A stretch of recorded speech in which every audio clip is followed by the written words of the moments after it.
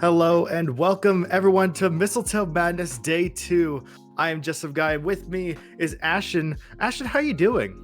I'm doing great. I love that we're both feeling the Christmas spirit, especially as we are here on day 2 of Blitz's Mistletoe Madness. And we're here with the final four, and we are casting one of the semifinal matches.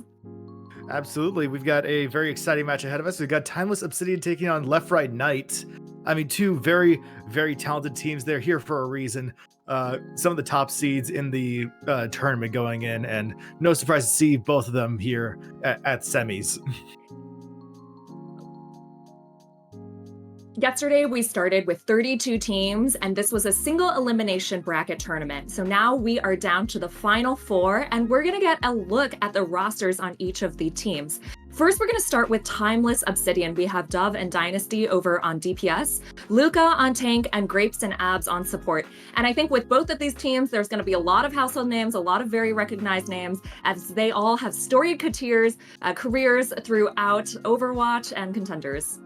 No kidding. I mean, looking at Left Right Knight, they're very similar in that, very recognizable names, very popular within the Overwatch community. We've got Vision and Lethal here on DPS. Icy on tank, and then Lep and Luke on support. I mean, I'm just excited to see how this turns out. I mean, with the changes in going into season 8, those patches going in, what do you expect to see go as we get into semifinals? So we just had a new patch earlier this week on Tuesday, Season 8. We've seen Mago come out. Unfortunately, Mago will not be available to be played in this tournament yet. I think he will shake up the meta a lot, if whisperings are correct, when he does come into competitive play. But we've seen buffs to Ram and as well as Doomfist. And so a lot more variety. Last season was a lot of the Sigma comp was a huge staple with the Sigma, Mei, Sojourn, Bap, and Lucio. But now we've seen also teams running that Doomfist comp, which is more of a dive style to counter that, as well as the Ram Rush with a Moira and a Reaper. So we've seen some of that yesterday throughout different matches. And so it'll be interesting to see what these teams pull out in today's semifinal match. Absolutely, and seeing as Timeless has picked Oasis as the first control map, I'm honestly a little surprised given the options available. You usually see a lot of Lijiang Tower. Sometimes you'll see a bit of Ilios if you're feeling a little spicy. Samoa is a pretty popular one as a brand new had come out last season. I mean, to see Oasis, I'm honestly surprised, but I surely they both have some ideas going into it. I imagine with Timeless picking Oasis, it's probably a strategic pick. I imagine they have certain comps they want to run for the different submaps to try and catch the enemy off guard, because you're right, teams do often like to play Lijiang. It's certainly a scrim favorite. So it'll be interesting to see what these teams roll out on. But no matter what, I think either way, we're going to get an incredible match on our hands. Both these teams had kind of a speed run through yesterday's single elimination to get to the top four. Left, Right, Goodnight not dropping a single map, and Timeless only dropping one. So this is going to be a tough matchup, but I think we're in for a great treat. Could have said it better myself, but I mean, going into it, we do see that Ram Rush you were talking about from Left Right Goodnight, and on Timeless there seems to be a bit of discussion on what they end up going with, but like you said, that Ram Rush has been proving very effective to start out this season. Okay, it looks like Timeless Obsidian is giving us a preview of Jotes with that Junker Queen Brawl and the Kiri Lucio. So I think it'll be interesting to see how they match up against Left Right Goodnight. And I wonder if they know what to expect. I imagine these teams scrim together, have scouted each other, are very familiar with the players on each team. Absolutely, and we see both teams just try and fight for that high ground as very brawl-heavy teams. And I mean, Luke just getting the first pick off onto Dynasty there to open us up. Opening out strong. I mean, I'm definitely Jotes is definitely a sight for sore eyes given the metas we've had in the past, but I mean, yep. A very strong start for Left Right Goodnight. Yeah, that's the thing when you have a brand new season patch just this week. A lot of teams are figuring out what the meta is and trying out a lot of different things. That was really unfortunate for Dynasty. They are getting picked off first, not getting much ult charge, but they And it looks like we're going into a pause here. We are, and we did see a bit of trouble so far from Thomas Obsidian. They tried that Jotes comp, and I mean both DPS already in trouble. We saw Dynasty go down. We saw Dove just go down right before that pause. A bit of unfortunate timing, but we also saw their tank get walled off kind of on their own against their against left right's May. I mean Yeah, that's the overall tough it thing when you're playing into more of that brawl comp, and especially the Mei from Left Right Goodnight. The Mei is really going to be looking to wall off that Junker Queen, and so have the whole team focus Junker Queen. And if the Queen doesn't have shout, doesn't have speed, the resources to get out, then they are toast. But hopefully they did take a second there to try and regroup and hopefully not get picked off first going into this fight. sure. I mean when you're looking at it, Luke needs to be able to play with the team a lot more because Jotes as a whole plays a lot more focused on being together. But unfortunately, Luca going down the environmental there, and looks like Left Right Ignite is just going to have control all day here. I imagine this first map is not going the way Timeless Obsidian thought. To be honest, they do seem a little bit messy. There's a lot of first picks. I don't know how Luca seemed to die, maybe Kaboop there. But they haven't really, the fights have been pretty one-sided. Left, right, Goodnight it seems like they're playing a very easy game, kind of playing chill and relaxed, and it's really up to Timeless Obsidian to try and break through this point hold from Left, right, Goodnight. You see Luke Minot going with that amplification matrix, just trying to keep everyone off of their side.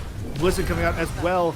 Dove's pulse bomb's going to take out Luke Minot, and it looks like the DPS is going to clean up despite Timeless Obsidian getting in a bit of trouble. Dynasty finding two there with those dashes. Okay, Timeless Obsidian finally breathes a sigh of relief, get their feet under them. That Blizzard from Lethal didn't catch anyone, and so Timeless Obsidian was able to survive. It looked like Luca was in a little bit of trouble there, but good job on their team for staying calm and collected. They are able to turn it around and get point control here.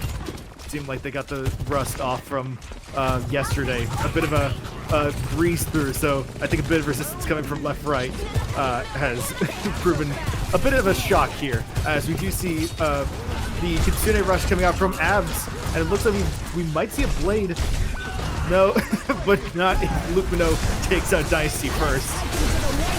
Bit of chaos going on here. We do see a lot of ults coming out. Icy and Left going with theirs from left-right. Lupino's going to get the pick on Dove, and it looks like the fight is just sort of shutting down for Townsend City. They seem very split up, very disconnected. Not something we want to see on Jotes.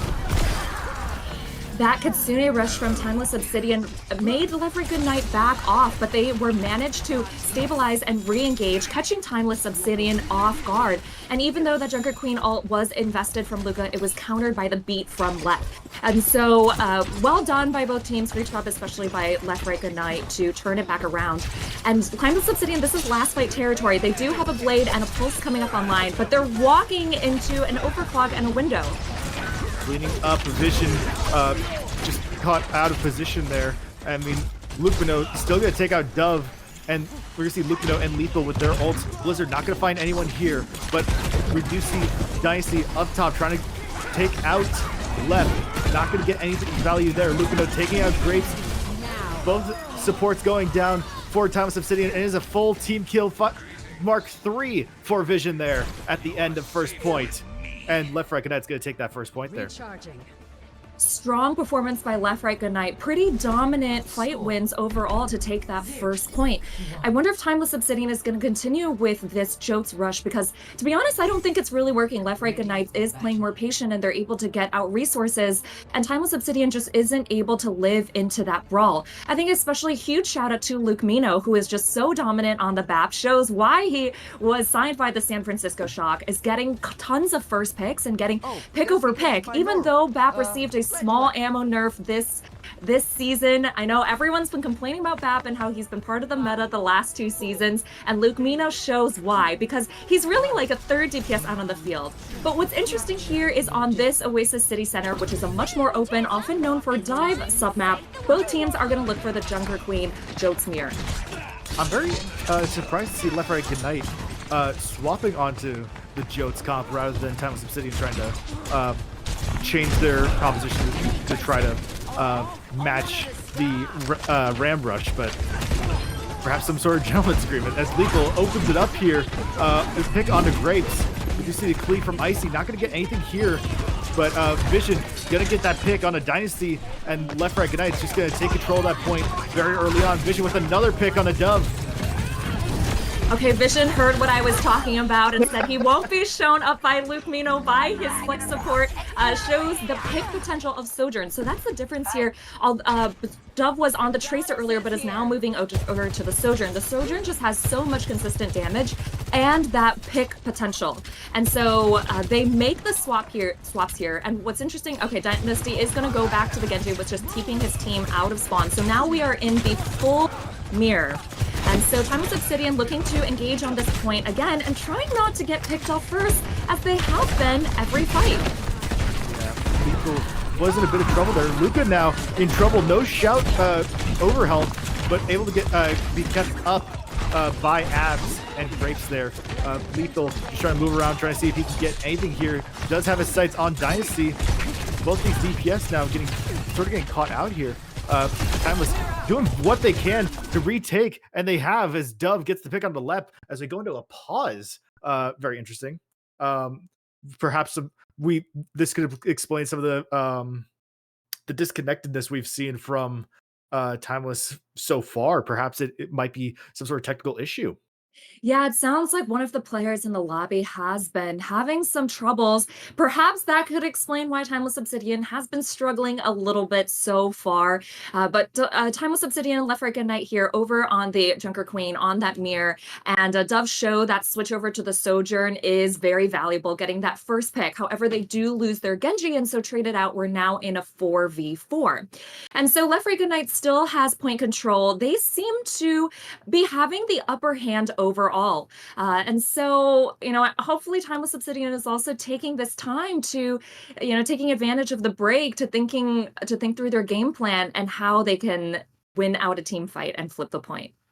I couldn't agree more. I mean, Timeless Obsidian needs to come up with something else first point already on the line here. Left Right Goodnight has a huge advantage to start out with the second point. I mean, they have to come up with something new. They've tried with the Dove on the Tracer, didn't exactly work. So they swapped him over to the Sojourn, already showed value with that opening pick. Exactly what they needed. And so seeing that open up an opportunity for Timeless Obsidian, I'd like to see how that translates into the rest of the game here. Yeah, and as a reminder, this was the map pick from Timeless Obsidian, and so I wonder if they were coming into this wanting to run the Jotes, try and catch Left Right Goodnight off guard. But unfortunately, the advantage hasn't been working out in their favor, and it seems during these fights, if they're not getting picked first, Left Right Goodnight is able to get a lot of important cooldowns out from Timeless Obsidian. We saw Luca going down low there, needing a pocket, Suzu being used early. And so Timeless Obsidian in a little bit of a scramble, need to really try and isolate a target. However, they have a Kiri flanking in their backline, and it's, they need to force the Kiri out before they go back into the map.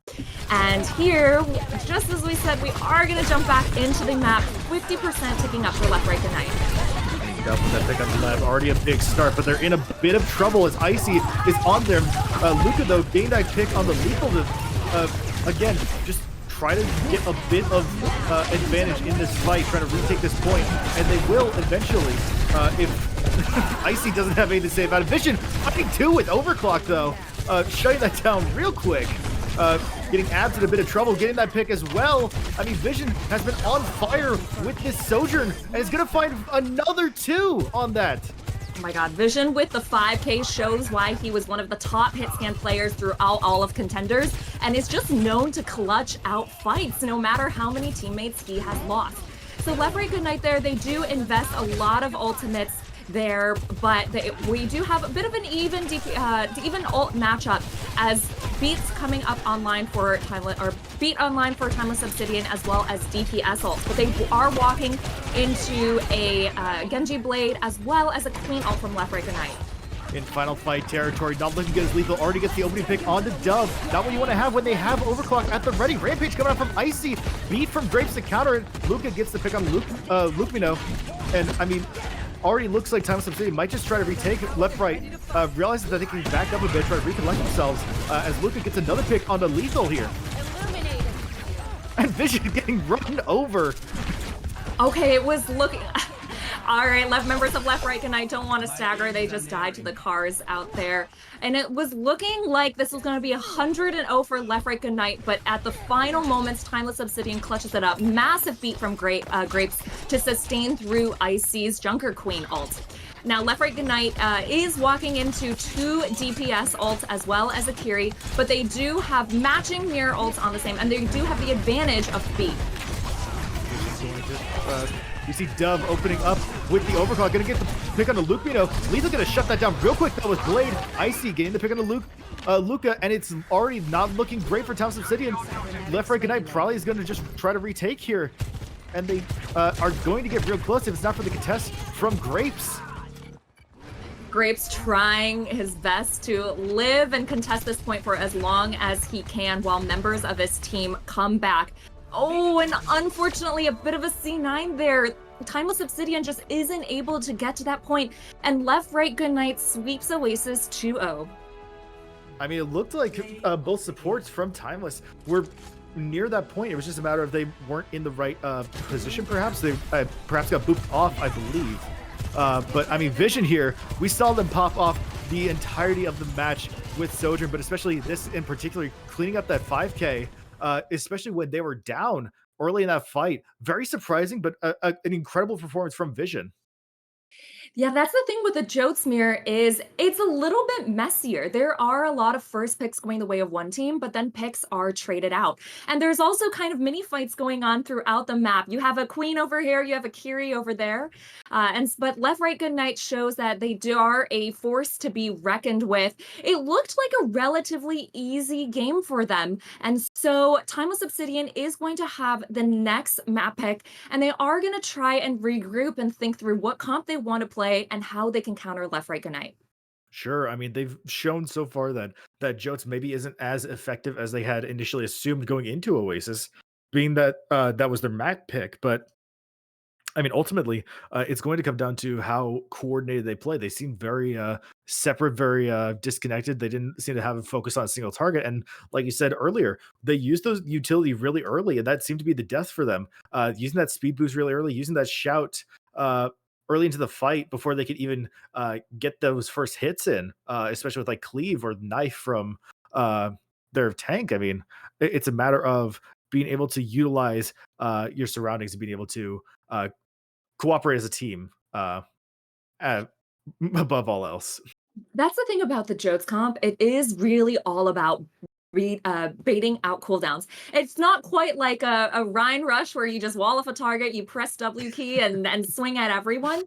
The Jotes is all about baiting out key cooldowns, such as Shout, such as Amp, such as Suzu. And so what we were seeing there was Timeless Obsidian, or Left Right Good Night was forcing Timeless Obsidian to use those cooldowns first. And so Left Right Good Night is able to use those cooldowns second, providing them the advantage in fight over fight.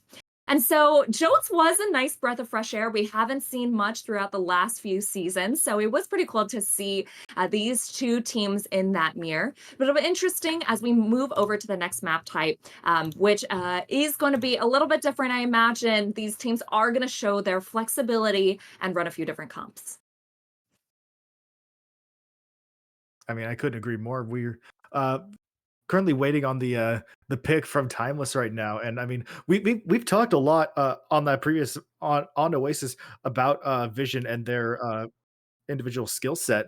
But I mean, we can give rest of the credit to Left Right Ignite there as a whole. I mean, they've been playing really well. We saw Lep make some fantastic plays there. Luke Mino on first that Baptiste, proving just how effective they are as a DPS, like as a DPS support in a way, a sort of third DPS, and then on that Kiriko being able to provide that much support. We do finally get a choice from Timeless Obsidian. They're going to be picking Blizzard World here. Yeah, and what you were saying is right. I think the thing, maybe the advantage with Left Right Good Night here is that a lot of these players have played together before. We have Vision and Lethal were a very famous Redbirds DPS line. They did win contenders last year. And Luke Mino, also former Redbirds player as well. And so this probably is just a group of friends that have a lot of familiarity with playing each other. That being said, Timeless Obsidian, that team has also been together for a very long time. I imagine a lot of great team synergy there. But Left Right Good Night just has had a little bit of the upper hand, whether it's in team play or individual skill mechanic. But we are going to move over to Blizzard World. That is the Timeless Obsidian map pick. I imagine we're not going to see much Jotes here. Sigma is very strong on this map, as well as the Doomfist comp, because there is a lot of high ground to work with. So I'm very curious to see if these two teams are going to run out in the mirror or if they're going to run out in different comps. We've seen Blizzard World a lot here in Mistletoe Madness, and we've seen a lot of different approaches to both the assault and the defense. We've seen, of course, like you said, a lot of Doomfist and a lot of Ram, but I mean, we have a lot of options available at the ready. I mean, I would be surprised. We could see a lot of interesting ideas here, but at the end of the day, I think you said very well. That Doomfist and that Ram Rush, those comps do prove to be the most dominant so far in season 8. All right, we're going to jump into map here, and just in a few short moments, we will get a preview of what these teams want to run.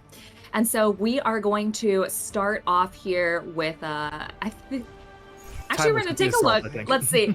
Yeah, that's right. Left Right Good Night is going to take the defense. They did have the ability to pick which side they wanted to run, and they are going to go for the Sig comp. The Sig comp, I think, is particularly strong on defense, especially with that Ashe on high ground. It's really hard to get to her, and there's just so much strong pick potential. You get hit by a Dynamite. By the Doom comp, as the Doom comp, you do have to stabilize and try to take as little poke as possible before you isolate and dive a target. So interesting. Life Right Good Night, we do have that Sig comp, and then Timeless Obsidians, as I mentioned, is going to run out on that Doom comp with the Ana and Brig, as well as the Dove, and I imagine, or Dove on the Ashe, and I imagine Dynasty is probably going to move over to the Tracer or probably the Genji, actually. Probably. I mean, we've seen Tracer get a pretty big, pretty significant buff, but you were correct. Dynasty swapping over to that Genji. Tracer getting fairly significant buff from 5.5 damage per pellet to 6. I mean, that's been a major change. Small on paper, but when you get down to it, Lethal getting that opening pick on the Dynasty, already seeing that buff in action. Yeah, Tracer hasn't been meta for a while, but they did get buffs. I think Tracer mains are rejoicing. Tracer, of course, has been meta for, honestly, kind of the entirety of Overwatch. This is probably the littlest play she had seen in the last couple seasons. However, Lethal does die there to the dive from Timeless Obsidian, and so we're fighting here a 4v4. Yeah, it's a bit of a back and forth here. Both DPS out of the fight. Dynasty able to get back in there to try to just support Timeless. Luke Mino having to use that Immortality field that early on in the fight. Kind of big as you see Vision go down to Luca as well. Not looking good as Luca just trying to mess around with the back line, trying to see what they can get with the help of Dynasty. Take out Luke Mino as well. But it seems to be a bit of a back and forth as Icy gets a pick of his own before going down to Dynasty, and it looks like Timeless Obsidian is going to be able to take point here. Great dives by Timeless Obsidian, showing why the Doom comp is so strong and a bit of a counter to the Sig comp. We saw Icy there on point, you know, looking around, looking at targets coming from all different angles, not really knowing who to focus down. And that's the thing about the Doom comp, is it's so important to play different angles. You have your Ashe set up at one angle and Genji from another, Ana from another, and the Doom just diving in. And so Timeless Obsidian there is rewarded with the point cap with 4 minutes and 40 to push this to second. I will say Lethal in that back line as Timeless Obsidian capped. Looked like it was going to be over for them, but was barely able to get out. He used that pulse bomb, getting the pick on the abs before going down. But I mean, all 5 ults at the ready for Timeless Obsidian. They're just going to go for it. Meteor Strike coming down from Luca, going to get the pick off onto Lep there. And Timeless Obsidian is just going to keep this push going. Only using that 1 ult, 4 at the ready. I'd be a little concerned if I'm Left Right Good Night. Timeless Obsidian showing why the Ana pick is so good into that Sig comp. Abs there lands a massive nade, forces out the lamp from Luke Mino, but Timeless Obsidian is there to follow up on that. And so just with the Meteor Strike, probably mostly to deliver isolated target, they're able to clean up that fight. And now Left Right Ignite has made a switch over to the Kiriko. The Nano Blade from Timeless Obsidian going to find one onto Vision here. And I mean, catching Luke Mino out of place there. Icy not looking too hot as they're probably going to go down here. And Timeless Obsidian just kind of rolling through the second point with 5 minutes left on the clock. Okay, Timeless Obsidian showing why they picked this map. The Doom comp is really strong on this map, and Left Right Goodnight hasn't really been able to answer. And so this is a massive flip of the story on how first map Oasis was. So Timeless Obsidian, they get this cap on point B. Unfortunately lose Grapes there, but they're so close to their spawn, and they have 4.5 minutes to work with. Lethal in that backline again, finds two before getting taken out by Dove. Using that pulse bomb again, getting the pick on another support. Going 2 for 2 right now on those backline assaults there. Left Right Goodnight only with a Bob to work with, but it will slow down the push from Timeless Obsidian. And now we see the Bobs matching from both sides, both just trying to live those out. But unfortunately, Left goes down to the Bob as they don't have the sleep on. Or actually, Luke Mino has moved over to the Ana, but a bit of trades going both ways. Absolutely, a bit of back and forth as Dove's Bob actually did do something there. Luca and Anti right now in a bit of a rough spot, but they are going to find Luke Mino just catching them right there. They do have Meteor Strike at the ready. Meanwhile, Left Right Goodnight doesn't really have a lot of answers as far as ultimates go. The closest they have is Luke Mino with that Nano, but again, that's not a lot. A bit of a speed run by Timeless Obsidian as they're coming into the last few meters of this point C. However, these teams have moved over to the mirror. Just the difference is Luca is still on the Doom and Icy is on the Sig. However, Sig here does have a little bit more staying power as defending, and the Nano here goes over to Icy to try and keep them up. Nano to Icy, and meanwhile Nano to Grapes as well. Grapes gonna find the pick on Lethal before Left taking out Luca. The point's still moving though. Almost got the contest, the back cap there. You see Blade from Dynasty just to clean up here, and they will get it with just under 3 minutes to go in their time bank. Nice Blade from Dynasty there to clutch it up and clean up the fight. This is kind of a speed run. We usually don't see Blizzard World get capped so fast. We've seen lots of hold on point A, point B, and point C. So well done by Timeless Obsidian, not shaken after that first map, and really showing why Blizzard World is their map. I think they really had the advantage there, I think, with the Doom comp being a bit of a counter to the Sick comp. I think Icy was kind of looking around, not really able to protect his backline, not able to do much because who is he going to shield off? Who is he going to throw a rock at? Members of Timeless Obsidian just poking at all different angles. I think it'll be interesting here as we move over to Timeless Obsidian on the defense and Left Right Goodnight on the attack, to see if the comps will shake up. And it does look like Timeless Obsidian does prefer that Doom comp, is going to stay on it, while Left Right Goodnight is going to move back over to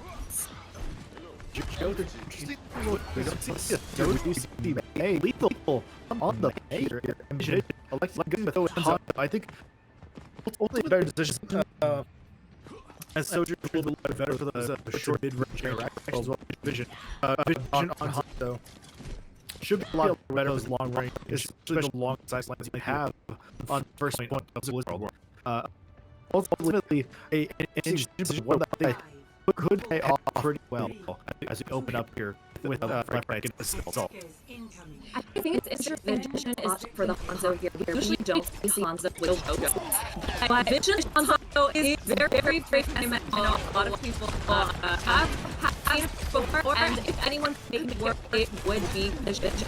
And so I think Vision with this character is just, Vision outputs so much DPS. And so when time somebody is in, he's really able to force them out. And so here you look at the age on point.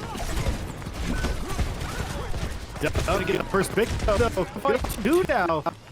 Vision and Left. I mean, already proving that maybe that might not have been that side. They were able to get the down and he'll Lucio having used their Zuzu pretty just themselves alive. That's because Solid going down, Dynamite, as well as Lethal going down to Luca as well. That first assault not going how they had hoped it would. Lethal now going to go on the Sojourn. Okay, it's interesting. There's been a lot of DPS swaps from Left Right Goodnight throughout this map, which indicates Left Right Goodnight is a little bit stumped. They are losing to this Doom dive from Timeless Obsidian, and so they're making a lot of swaps, trying to counter swap. And Vision there gets that first pick and second pick, showing why he picked this hero. Putting away all those doubts, finding two now, and Left Right Goodnight in about 5 seconds has turned it around completely. Lethal with that pick on the Dynasty as well. Timeless Obsidian has to back up as Luca in a dire straits here.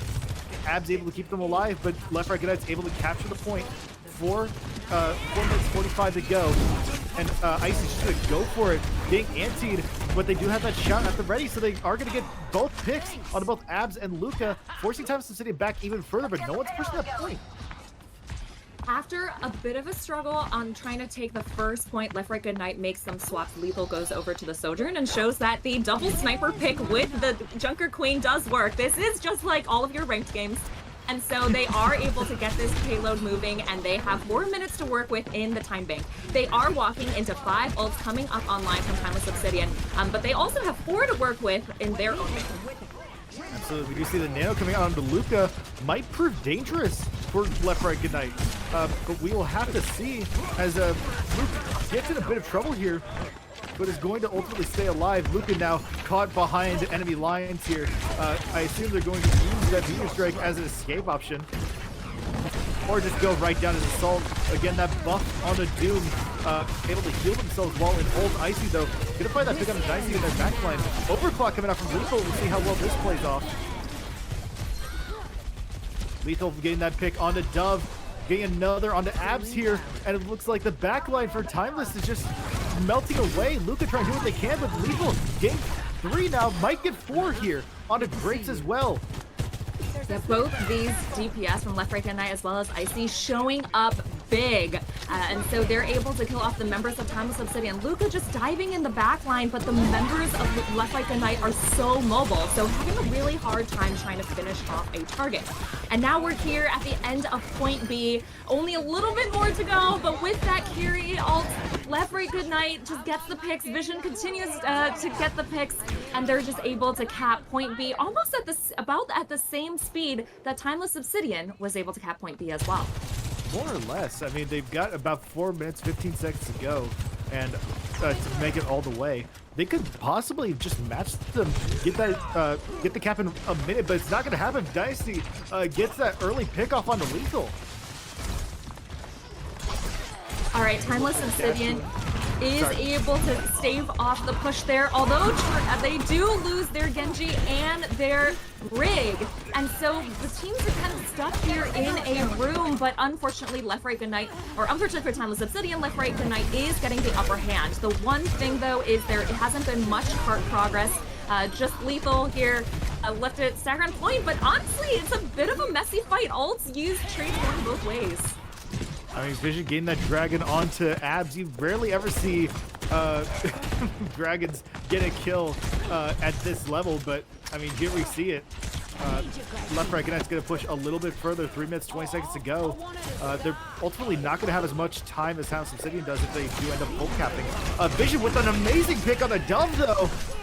I mean, the Nano Blade coming out from Dicey, they are getting real low. In danger here. Vision has no response as that deflect just put too much of a threat. They do go down, but I mean, Dicey is able to pick out an antied Icy and gonna force Left Right Goodnight back for at least one more fight.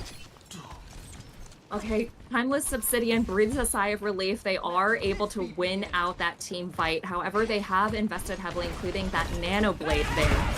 With the Kiriko on the other side, Abs hasn't been able to do as much with the nades, and without a Kiriko on their own team, they just kind of fall over to the Queen ult from Icy.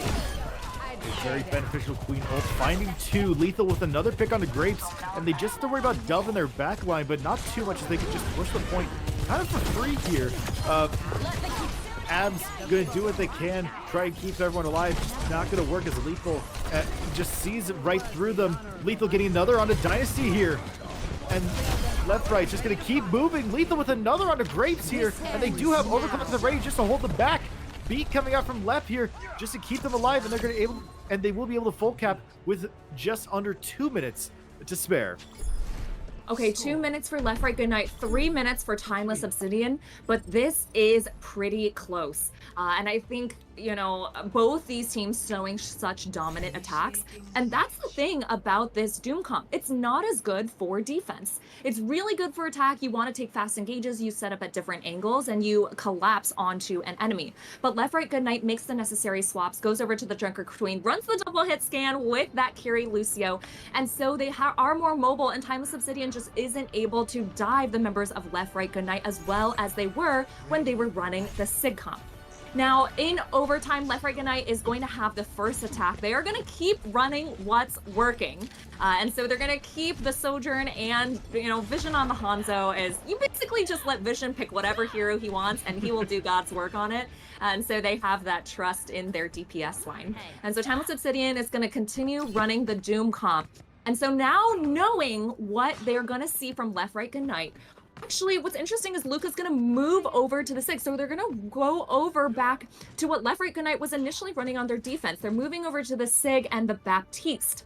And so hoping to catch Left Right Goodnight off guard, as it is a long walk up to point A. And so we'll see if they're able to hold on to this point for longer.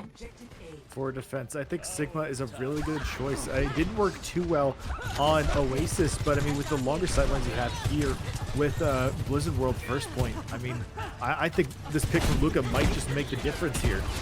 We do see the Dynamite coming out, getting some big damage onto left right, but ultimately just a mild inconvenience for them as they're just going to keep moving forward here. It is going to be harder for this Junker Queen comp to engage onto the Timeless Obsidian now that they're running the Sig comp, because there is so much sustain, and they're going to take a lot of poke as they try to engage here. But however, Timeless Obsidian does lose their Brig immediately, and so Left Right Goodnight with an advantage here. Abs not able to get that Immortality field out in time, and now Timeless Obsidian looks like they're in a bit of trouble here. Luca real low gets taken out by Vision. Icy with that assault on the back line early on proved very effective as they're able to get the pressure onto the supports, and the rest of Left Right can trust the rest of Left Right Goodnight to just clean house, and they do as they capture the first point with 45 seconds to go. Timeless Obsidian was all bunkered on the high ground there, but Left Right Goodnight with the mobility, they are able to all engage onto the high ground and get the picks. And so Left Right Goodnight is rewarded with that first point cap. They are going to get this payload moving, and Graves has now moved over to Lucio to help the mobility for his team. Nicey with the pick on the Lethal, going to prove pretty dangerous for Left Right Goodnight as they get another pick. We do see continued rush coming out from Lupino, but it's not going to do much as already almost everyone is down from Left Right Goodnight. A lot of ult commit from Timeless Obsidian, but since they are able to retouch Vision, swapping off onto that Tracer does get them into overtime. Immediately picked off by Dove. Dove finding another on the left, another on the Lethal. That's 3 for Dove, and that's going to close out Left Right Goodnight's assault. Left Right Goodnight, after a bit of scouting, trying to figure out where Timeless Obsidian was, they were able to get that first point A cap pretty quick. But Timeless Obsidian comes back with help of Lep on the Lucio, speeds his team back, and they are able to get the picks and able to hold the cart there right before that choke point. And so now we're going to swap over to Timeless Obsidian here with 3 minutes to try and cap point A and push the cart more than 30.04 meters, which they definitely do have the possibility of doing, especially with an ult combination like a Nano Blade that's often just a team wipe win. And so they do have the advantage. However, it looks like they are giving us the preview of the Sig comp, which is interesting. They were really dominant with running that Doom comp on their first attack and did a great job diving Left Right Goodnight. So it'll be interesting and a little bit more of a mirror. It'll be interesting to see if Timeless Obsidian does make a switch after they scout what Left Right Goodnight is running. I assume Timeless is just going for that teleport. ultimately, but they do see we do see the swap for Luca onto Doomfist, perhaps going to try to counter that Sigma composition that Left Right Good Night has here. Perhaps just try to dive that back line, see what they could do there. Okay, Timeless Obsidian heard what I was saying. They were like, don't worry, Ashen. We know exactly what we're doing. We are running the Doom comp and know how to counter this Sig comp. So the only difference for Left Right Good Night versus their first defense is Vision is just feeling it on the Hanzo as he always does. He's going to continue running it. And he just has so much, especially with those storm arrows, so much DPS potential when Timeless Obsidian goes for the dive. And so Left Right Good Night is already forced off this high ground and has to back up to point. Excellent move from Luca to try to force everyone off. They did face a bit of resistance to getting rocked by Icy, but ultimately just forcing Left Right Good Night back onto their point. And it's just a bit of a back and forth. Who can get the first pick? Who can open up this fight here? And it looks like Dove in a bit of a dangerous spot as Lethal's just been hitting these icicles pretty well here. Yeah, taking a Mei Icicle to the head does not feel great, especially when you die to it. And it feels like it shouldn't take that much damage, but members of Left Right Good Night backing off, giving a lot of space for Timeless Obsidian, just leaving their Sigma on point to contest as long as possible. Think is fine here. Who's going to open up, get the first pick here?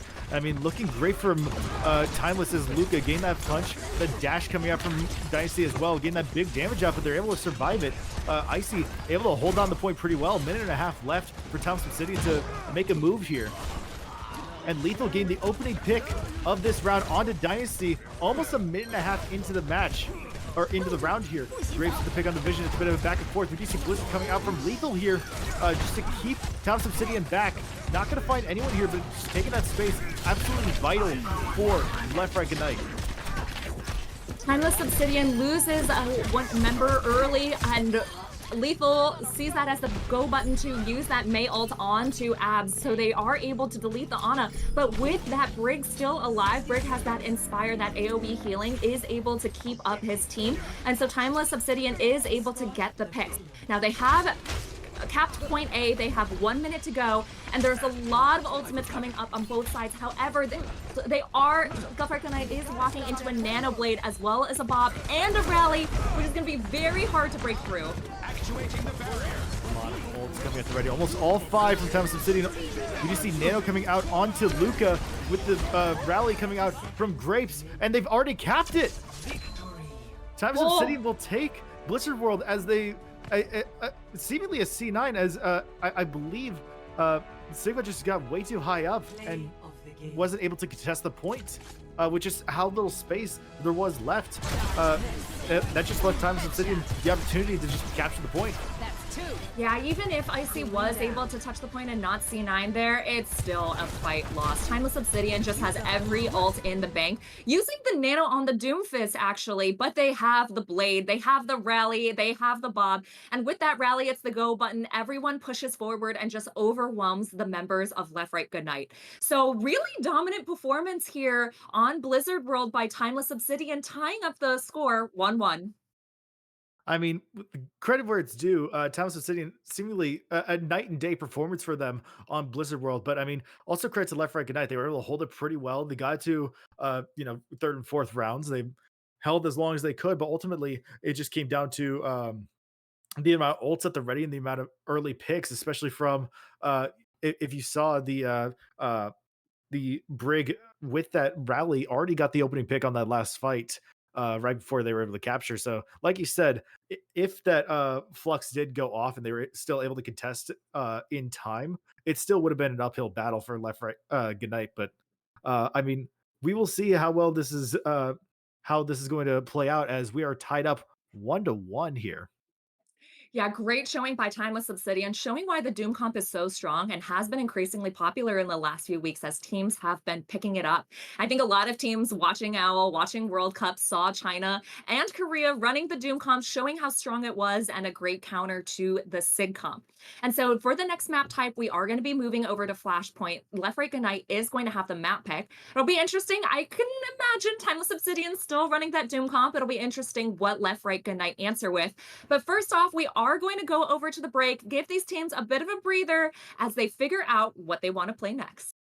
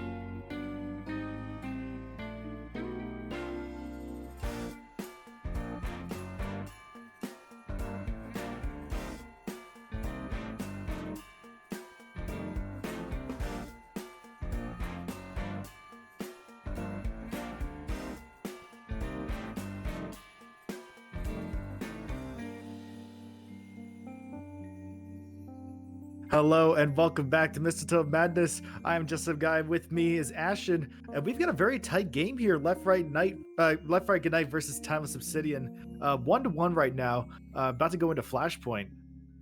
Yeah, Oasis was the first map we saw, and it was a pretty dominant performance by Left, Right, Good Night. But Timeless Obsidian with the second map pick, picking Blizzard World, showing why they picked it, playing super well on that Doom comp and diving into Left, Right, Good Night. Left, Right, Good Night made a lot of swaps, trying to figure out what they wanted to play, and it seems like they were really clutching it up with their DPS line of Vision and Lethal. However, Timeless Obsidian was just able to edge out a little bit more to tie up the series. I think we have an incredible series that's going to be really close. Both these teams are just so good. And so Left, Right, Good Night has picked Suravasa over here on Flashpoint. Honestly, I think Suravasa gets picked 99% of the time, so that really comes to no one surprise. But what's interesting is these teams are giving a preview of the Ramatra. Yes, a bit of the Ram Rush comp you were talking about a bit earlier. I'm shocked to see no Lucio, as I say it, Grape swapping onto Lucio from Timeless Obsidian. They weren't showing Lucio to start out. I was going to be a bit surprised if you're going with that sort of brawl-heavy comp. You usually want that Lucio as a must-pick. Everyone does love trolling casters, picking Lifeweaver and Spawn, but here what's interesting is they're both running the Ramatra, but the difference is Timeless Obsidian is running the Reaper and the Moira, so they are definitely looking to play first. This is more of a rush comp, looking to play first and rush and overwhelm the members of Left, Right, Good Night, while they're opting for the Sojourn and Baptiste, looking to play a little bit slower. However, Timeless Obsidian loses the Reaper immediately. Not proven effective to start out here. I think that might be partially because of that healing output from Moira. Just not as much as you would imagine. And there's only so much healing that Graves can pull out on their Lucio. So it's just all sort of shutting down here to open up the beginning of first point. Left, Right, Good Night taking it pretty dominantly here. Yeah, after that first pick, Timeless Obsidian just kind of gets overwhelmed there. And so this is the difference is when you're running the Baptiste versus the Moira. Left, Right, Good Night has a longer sustain, and in a longer fight, they are going to win. Because Left, Right, Good Night needs to take the first engage, Timeless Obsidian needs to take the first engage. As long as Left, Right, Good Night can outlive that and sustain, they will have the better second engage. While Timeless Obsidian has to wait for key cooldowns such as Reaper Wraith, as well as Moira's Orb to come up online first. So now Left, Right, Good Night taking up to 55% as Timeless Obsidian taking a bit of a scenic route, trying to figure out how they want to engage onto this point. They're trying to take this backside here, and they're immediately going to get walled off by Lethal. Going to just provide as much resistance as they can, and they see Vision and Lethal picking off both supports from Timeless Obsidian. It's exactly not what you want to have if you're Timeless Obsidian. They're in a bit of panic mode here, sort of just like wanting to forget this first point, just wanting to move on to second. That's the tough thing about Flashpoint, and especially this market one, is Left, Right, Good Night has point control, and they can scout where Timeless Obsidian is rotating to. It's very hard to catch the Left, Right, Good Night off guard. And so Left, Right, Good Night, dominant 100-0 performance there, and they didn't have to invest a single ultimate, while Dove, getting picked off a couple times early, only has 50% on the Reaper ult. And so here we move over to the second point of Suravasa. I imagine a lot of ults are going to get invested in this fight. Absolutely. Those ults are usually not ones that you want to hold on to for too long if you're Left, Right, Good Night, especially on this opening assault here on second point. We do see Amplification Matrix coming out from Left, Right, Good Night, as well as the Blizzard from Lethal. Not going to find as much value as they thought, but that Amplification Matrix, a massive threat, as Vision's going to find one, and Lethal as well onto Timeless Obsidian. Vision going to find another onto Dove, and it's just all falling apart for Timeless Obsidian here. Left, Right, Good Night already taking control of second point. Luca invests that Ram ult, but it's just too little too late. He's already lost 2 or 3 members of his team and is going to get staggered here. Honestly, I don't think you should, Nemesis Form, you just need to die as quickly as possible. And so massive stagger here for Left, Right, Good Night. This is going to be probably last fight territory by the time Timeless Obsidian get their tank back. And now they have made some swaps. They're moving over to the mirror. Thank God, because honestly, the Reaper and the Moira just really wasn't working. Yeah, I see what the attempt was with that overwhelm. It just ultimately was not working out in their favor, and it seems like they're showing a bit of a Jotes comp here to close out second point on this last fight territory. An interesting decision, especially with Icy having that Annihilation at the ready. I'm kind of curious to see how well it's going to play out here. You see Blizzard coming out from Lethal, gonna freeze Dove here as they're in a bit of trouble. That Immortality Field from Ab's going to keep them alive a little bit longer left in that opening pick on a Grapes. But that Annihilation, like I said, from Icy, getting a pick on Dicey, and it looks like another 100-0 from Left Right Goodnight. Thank you.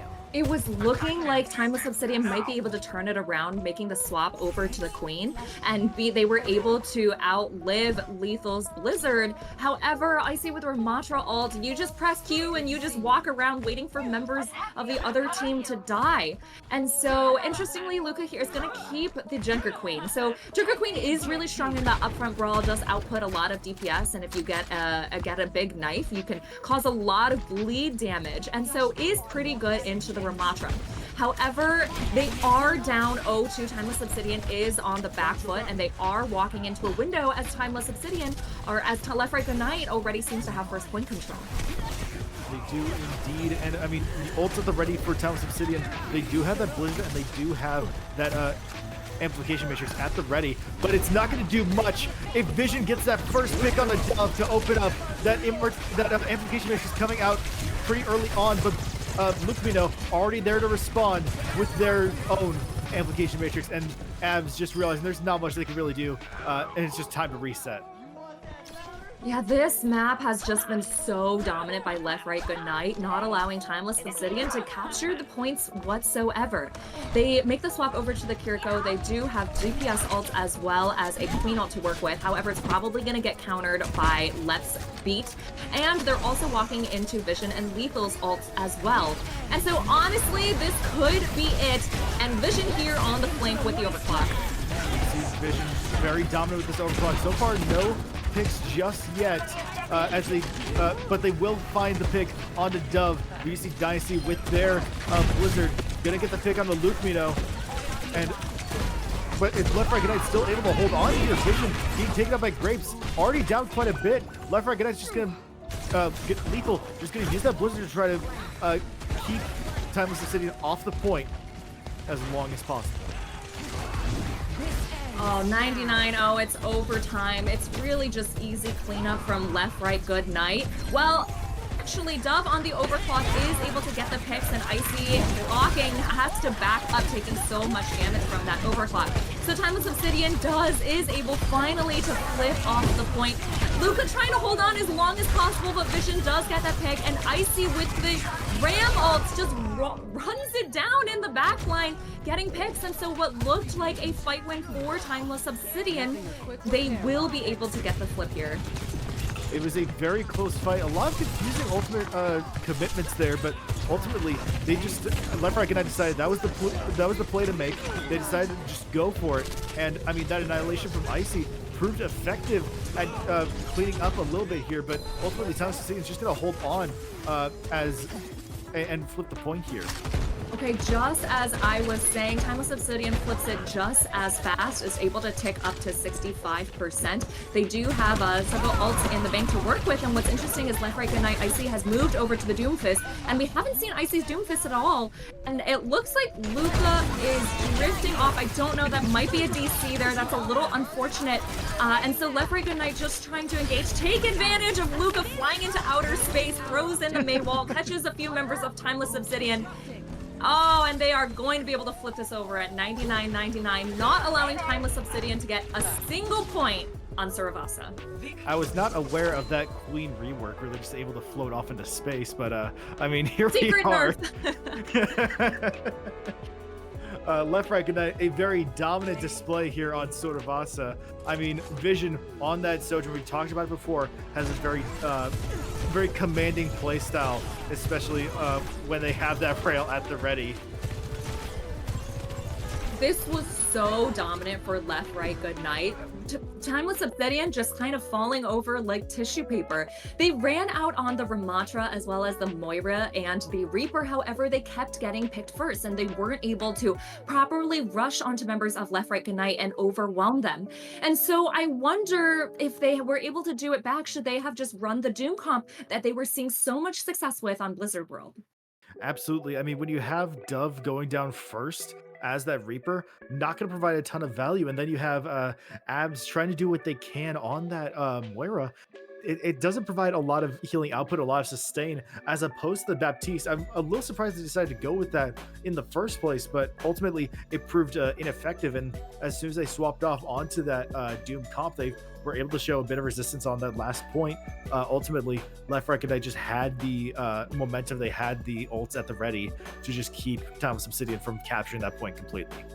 Yeah, Timeless Obsidian forced into several swaps, just as Left Right Goodnight was forced into the swaps on Blizzard World, but Timeless Obsidian just didn't see the same success. They swapped over to the Mirror with the BAP as well as the Sojourn. They also swapped into a Jotes variant with running the Junker Queen. However, I think the DPS line of Left Right Goodnight is just a little bit too strong, as well as their backline, and they're just able to counter and stop the engages from Timeless Obsidian. So Left Right Goodnight here goes up 2-1 in the series. We are going to see Timeless Obsidian have the next pick. And, you know, if I were a betting woman, I bet they're going to pick a map that's going to be more favorable for the Doom comp. Absolutely. I mean, Left Right Good Night isn't a match point scenario here. If they take this next one, they're moving on to grand finals. And so Timeless Obsidian needs to decide what they want to do ultimately for this next map. I'd assume they go with something they're comfortable with, but again, that could mean that Left Right Ignite could try to at least counter how they can. Like perhaps they both practice on maps they're both familiar with for this next map. So we are going to be moving over to Escort, which is interesting. And this is where I think the map pool and what maps are available are really going to come into play. The map pool available for this tournament is Shambali, Watchpoint Gibraltar, and Junkertown. Now, each of these maps see a lot of different comps. We know Dive, very famous on Gibraltar, Junkertown, really known for that poke and double sniper setup. And so it'll be interesting in a few short moments. We'll get to hear what Timeless Obsidian picks, but Justin Guy, what do you think? I mean, out the gate, I don't expect Timeless to pick Gibraltar, given that you've seen Lethal and Vision on their respective picks on both like May and you see Vision on both the Sojourn and the Hanzo. They're very, very good at those long sight lines. So you don't want to give them that opportunity for those long sight lines. And I'm eating my words already as Oh, we've just you got a just word. cast the Timeless has cursed it picked into Gibraltar. existence. So, funnily enough, I was actually going to say I don't think they would pick Junkertown because Junkertown is really known for that double sniper setup with that Sigma, that BAP Zen. And I think Left Right Goodnight does have the upper hand with their DPS line being able to run that type of sniper. Actually was going to say I think Timeless Obsidian's best pick would be Gibraltar because they can run the Doom comp here. They can run the dive. And so sorry for that one, but Timeless Obsidian is going to pick Gibraltar. They are going to look for that dive. I think it'll be interesting to see if they continue to run the Doom Fist or are they going to opt for more of a Monkey or Diva dive. But Left Right Good Night is going to defend first because they do have the advantage. They do get to pick what side. But you know, this has been a great match, and hopefully this map will be closer than the last one was. Absolutely. I mean, we've seen the dominance that Timeless Obsidian can have when you give them that opportunity on those more push centered maps. But when it comes to those more assault, it comes down to team versus team who can get those picks first. Left Right United has had that advantage, so I might see a bit more advantage from that Timeless Obsidian. It's just a matter of time to see who is able to come out on top here. All right, we are going to dive into this map very soon, and so it'll be interesting. This is kind of the finals on the line. Timeless Obsidian's last chance to potentially win this series and go on to the finals. The winner of this series, of course, will be going to the finals. We have another semifinals match being streamed on our sister channel on Blitz Tourneys. And so the winners of both these two matches will go into the finals. And over here on this stream, we will have the third place match. So we will have the losers from both these semifinal matches. However, these two teams are so good, it honestly feels like a finals match, and I think they're going to give us a great one here in Gibraltar. Good enough to definitely be a finals match, as we're getting ready for Gibraltar, seeing what either team decides to go with here. We're seeing Left Right Ignite going with the dive comp here with the Winston now. I mean, he did get a very slight buff recently with that Season 8 patch, but we haven't seen a ton of usage from him here in Mistletoe Madness. Yeah, Monkey just isn't quite as strong as he once was with all this poke, all this sustain, but Monkey is, of course, such a mainstay on Gibraltar, such a dive map. And so Vision we'll see over here on the Widow. Vision, of course, just renowned hit scan, is just sick on the Widow, so Timeless Obsidian is definitely going to have to watch out for that. Just the potential of the Widow existing is terrifying to play into, so they're constantly going to have to be scouting that. And now it looks like almost a little bit of a mirror, massive nade there from Luke Mino, and Vision already gets the first pick on the Grapes. The opening pick, you were talking about getting real worried about how well Vision would perform here, and already right at the gate, getting that pick on the Grapes, showing that they're going to be a threat this entire game if they are not able to find an answer here. I mean, we have Icy here on this point, just trying to contest as long as possible, trying to just keep Timeless City from pushing at all here. We just see Vision with another pick on the abs here. And I mean, oh god, as the Ana, you just can't peek the Widow, so Abs is really relying on his team to scout where Vision is. So what's interesting is Timeless Obsidian, as they are on the attack, they're going to run the Tracer as well as the Genji to try and be able to probably looking for a Widow out of place, looking for an Ana out of a place, looking for that dive. Now they are going to move under and get this payload moving, this infamous car wash here. However, Left Right Good Night just continues to get the first picks. The Timeless Obsidian keeps leaking as a Vision getting another pick now, this time on Dove. And I mean, they're always the first to lose a player here. It's definitely not what you're wanting for Timeless Obsidian, trying to push as far as you can, but Icy getting another pick on the abs, and they're just sort of leaking here. Okay, finally, Timeless Obsidian is able to get their team's first pick onto the enemy Genji. However, you're right, all the picks have really gone over the way of Left Right Good Night. However, they are, with that pick, they are able to get a little bit more set up here on the high ground, trying to force them off this high ground here. You see Pulse Bomb Jammer from Lethal not finding anyone, but getting them off that high ground.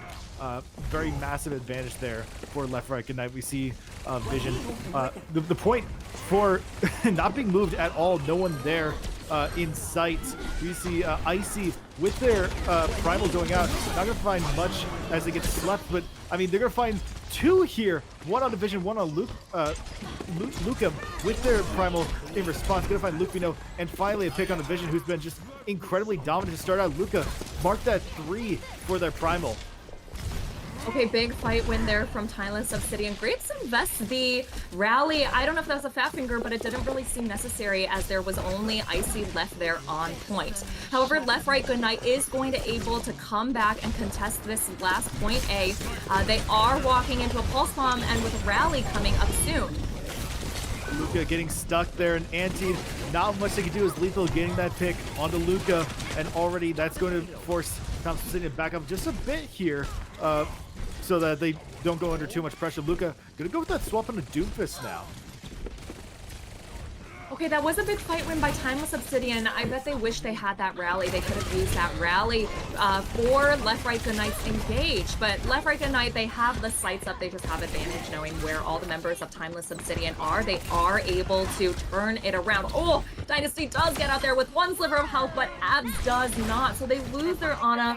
There's only 40 seconds left. This is last right territory. They need to make sure not to stagger so that they can get one last fight.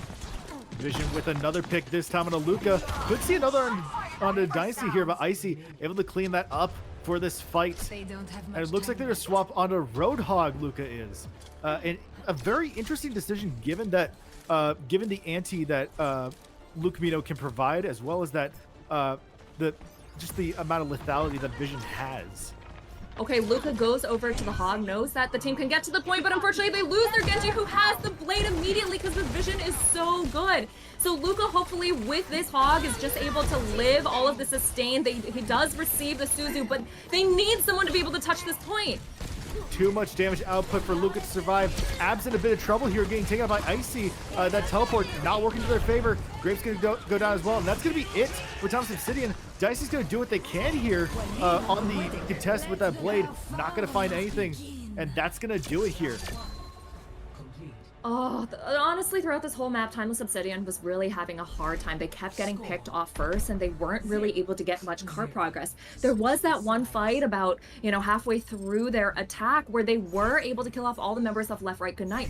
However, no one was pushing that cart during that time. And so finally, after winning at that fight, which dragged on for so long, they were able to go and push the cart. But by that time, members of Left, Right, Goodnight already had respawned. And unfortunately, Grapes had used that rally there late, and so they didn't have it to stop Left, Right, Goodnight's push.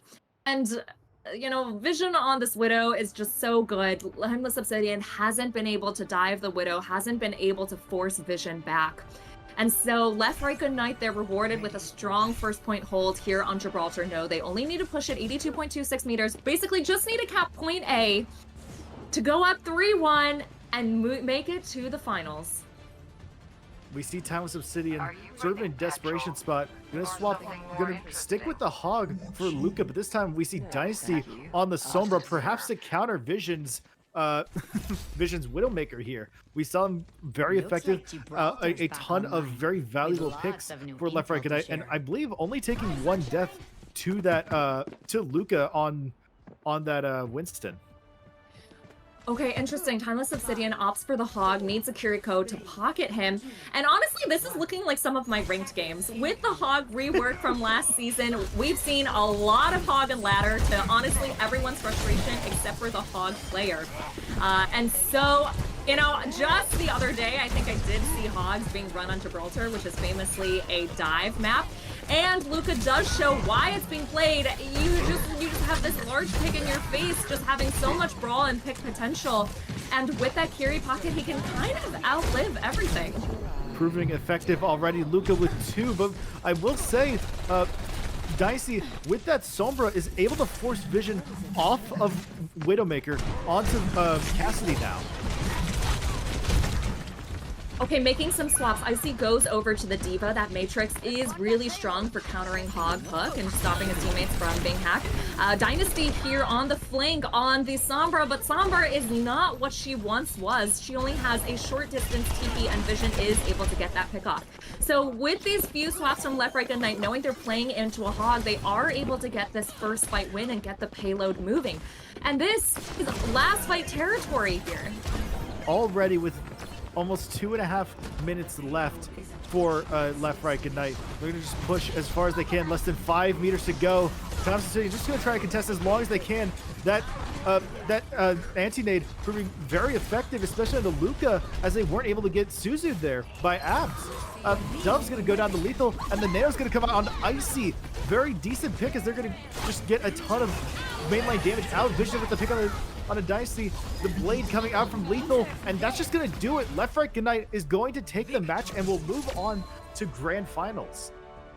Really dominant performance here by Left, Right, Goodnight. And that's the thing, when your attacker spawn is so close by, you make the necessary swaps, seeing what Timeless Obsidian. They honestly were playing kind of a Hail Mary defense comp, running that Hog, running that Kiriko and that Moira, trying to keep him up and trying to just brawl into Left, Right, Goodnight. However, they make the swaps and they are able to get the picks. So these last two maps, honestly, incredibly dominant by Left, Right, Goodnight. They will win it out and make it on to the Grand Championship. Timeless Obsidian unfortunately takes the L here, but they are going to move down to our third place match, which is coming up shortly. They're going to be playing Crazy 88s, and Left, Right, Goodnight is going to be playing O3 Splash. I mean, a very exciting lineup for both. just to see who could come out on top here. But I mean, we'll be here for this third place match, Thomas Obsidian versus Crazy 88s. I'm excited to see how that's going to go. If Thomas Obsidian is going to change up what they know, what they have, to see if they can take over Crazy 88s here, which is only a matter of time. I mean, I'm just excited. Very well played from both teams. We did see a lot of dominance, especially from Vision in these in the whole set. I would say very dominant on a lot of those hit scan heroes. But I mean, especially in this last map on Gibraltar on that Widowmaker, very effective. Yeah, and huge shout out to both teams here, giving us so much comp variety after, seeing what it seemed like just the sitcom for a couple months last season. And so lots of variety here, lots of different counterplay and hero swaps happening. I think Blizzard World was definitely the closest map we saw. It seemed like Timeless Obsidian really had the handle on the Doom comp. And so we're really able to do well there and take that map win. But unfortunately, the other three maps, Left, Right, Good Night was just pretty dominant on. They looked good on the sit comp, look good on the dive here, and as well as the Ramatra over on Flashpoint. So I think they'll have a really good match against O3 Splash. Can't wait to see that over on our sister stream. And we are going to see Timeless Obsidian go against Crazy 88s. Now, in that O3 Splash versus Crazy 88s match, it was a 3-0 win for O3 Splash. So also a bit of a dominant performance. So I think now that we have the top two teams coming out of the semifinals, I think it'll be great to see how close that match will be. Absolutely. And we'll see that in due time here. I believe we'll throw it to a quick break. Uh, when we come back, I apologize. We'll take a quick break, and when we come back, I believe we do have an interview coming up. Yes, an interview coming up. So don't go anywhere. We will be right back.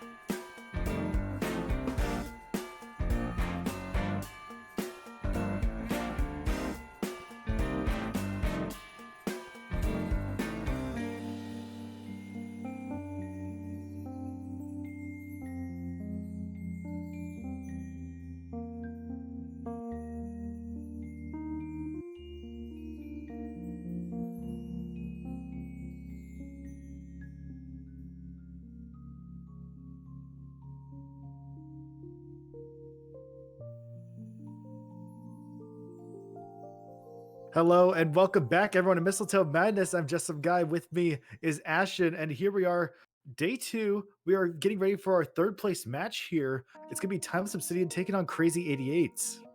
Now, both these two teams played super well in semifinals matches. We actually saw the semifinal match between Left Right Good Night and Timeless Obsidian here on stream. And now we're here over to the third place match. I think both these teams, they've done super well throughout this bracket. Started with 32 teams yesterday to make it to the final four. They should still be so proud of themselves.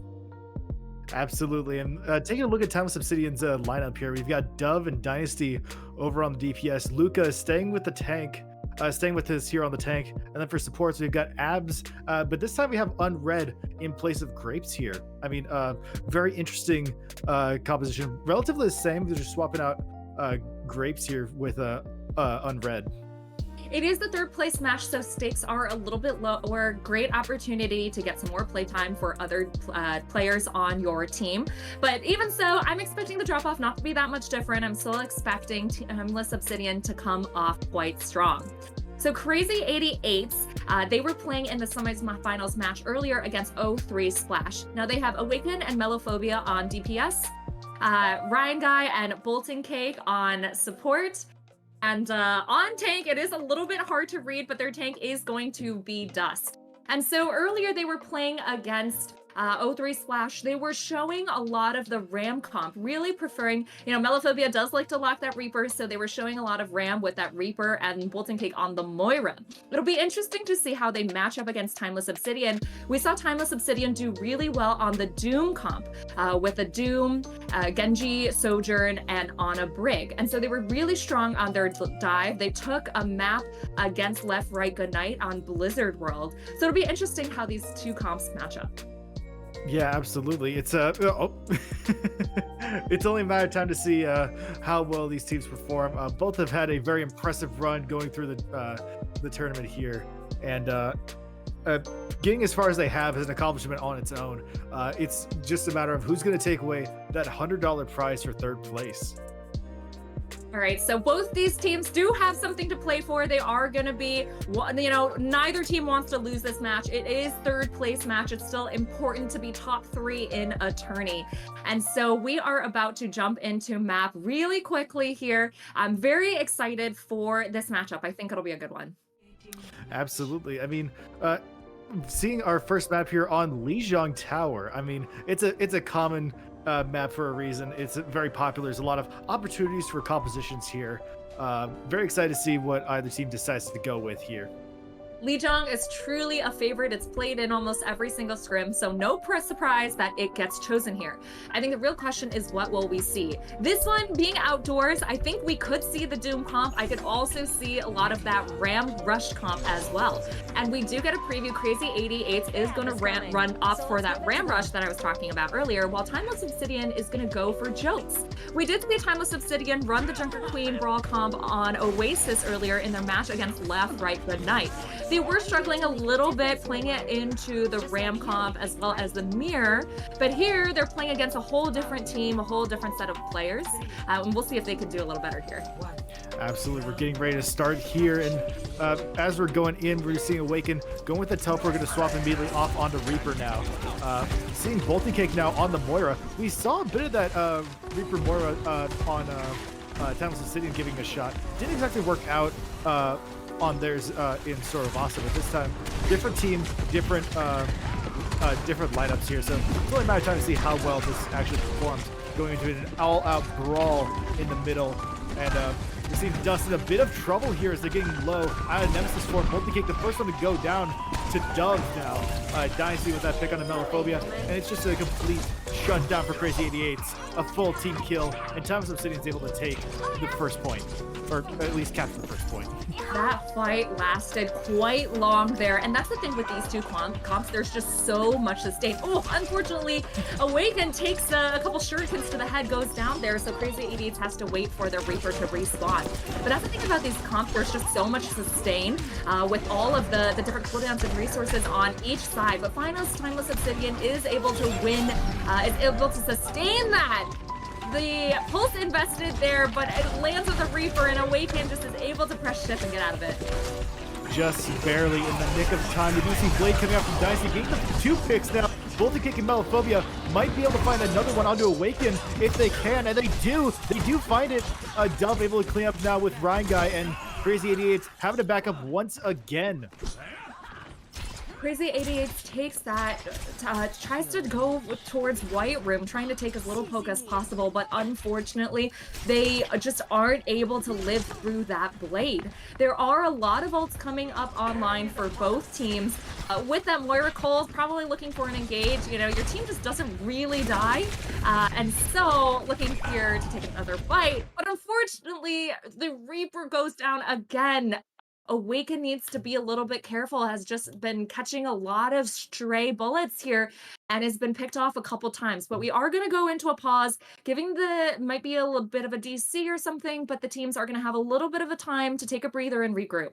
A bit of a mental reset for Crazy 88s. I mean, we could talk about their journey here. They're, I believe, 25th seed going into this tournament. And I mean, they performed really well given their seeding. If we looked at the quarterfinals, it was the top 7 seeds in quarterfinals, and then Crazy 88s, that 25th seed. They've been performing really well, made it all the way to semifinals. Did lose to O3 Splash there, but I mean, we're seeing them now, and I mean, just the journey they've made to make it here, an accomplishment on its own.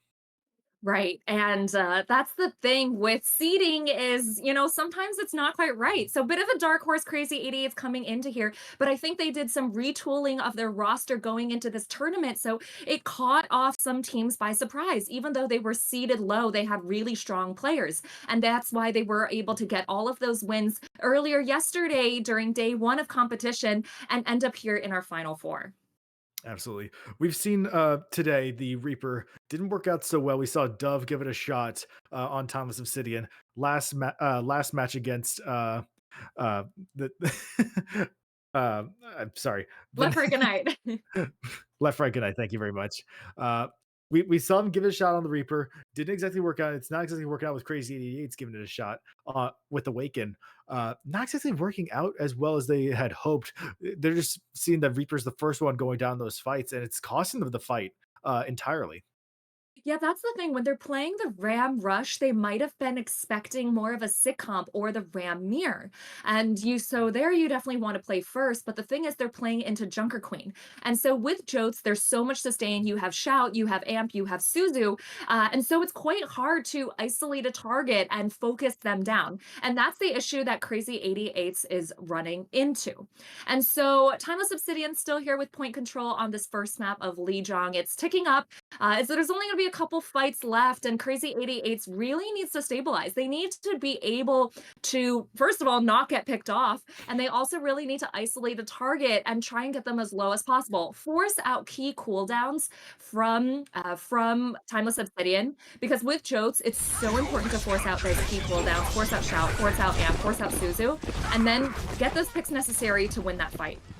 Getting back into it, Dove with that pulse bomb onto Ryan Guy, opening up here in Crazy 88, time to back up again, losing that massive support that they have at the ready. Unread, getting that pick on a Melophobia as well. Beat coming out from Unread, they're getting really aggressive here on Timeless Obsidian. The cleave goes out onto Dust as they go with Annihilation.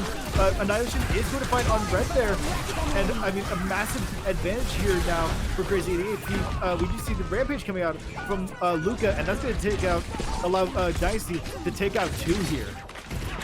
Lots of ults invested there. It looked like Timeless Obsidian was pushing Crazy 88's back, but hits the Q button, runs at them with the Ram ult.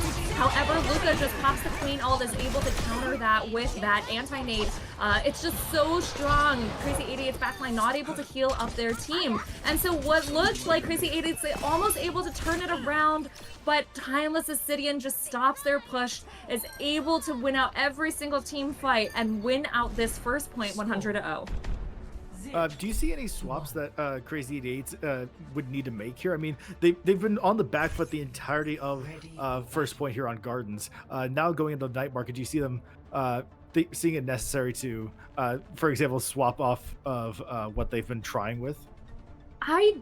Honestly, I don't think this Ram Rush comp is very Everyone good into stay Timeless together. We Obsidian. can do this. Obsidian's Jotes. I think they should go for more of that Sojourn, more of that BAP, and play a little bit slower because they just can't rush down a target. They could even opt for the Sig because they are trying to play fast, but once they all W key in, they have to be able to sustain, and that's Timeless Obsidian's option to play second, and then they're able to take down members of Crazy 88s once they've used all of their cooldowns. Play for distance, play for bunker, play for sustain. Really what Crazy 88 should be doing.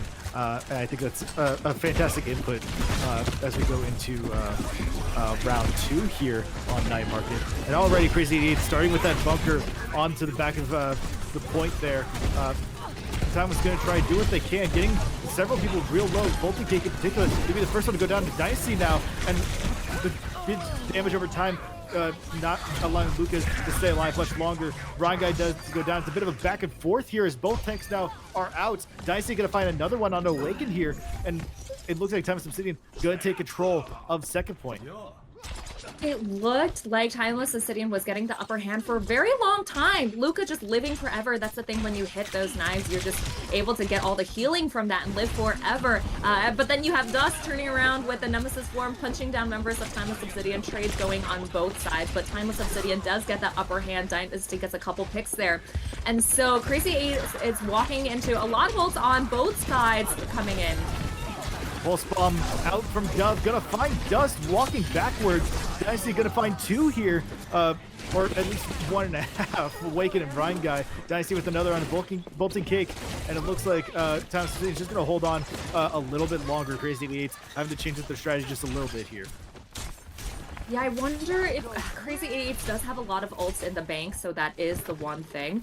But they're not making the swamps. I wonder if it'll be too little too late if they try to just kind of ult dump here. However, the huge knife from Luca is able to pick off the enemy Lucio, and so Crazy 88 just has to back off once again. Sort of getting a free rampage there as Ryan Guy goes down. No beat for Crazy 88. Crazy 88 is going to sort of retaliate here with this annihilation. They're going to find Abs. Melophobia getting that pick on the Dynasty. Just going to find another here.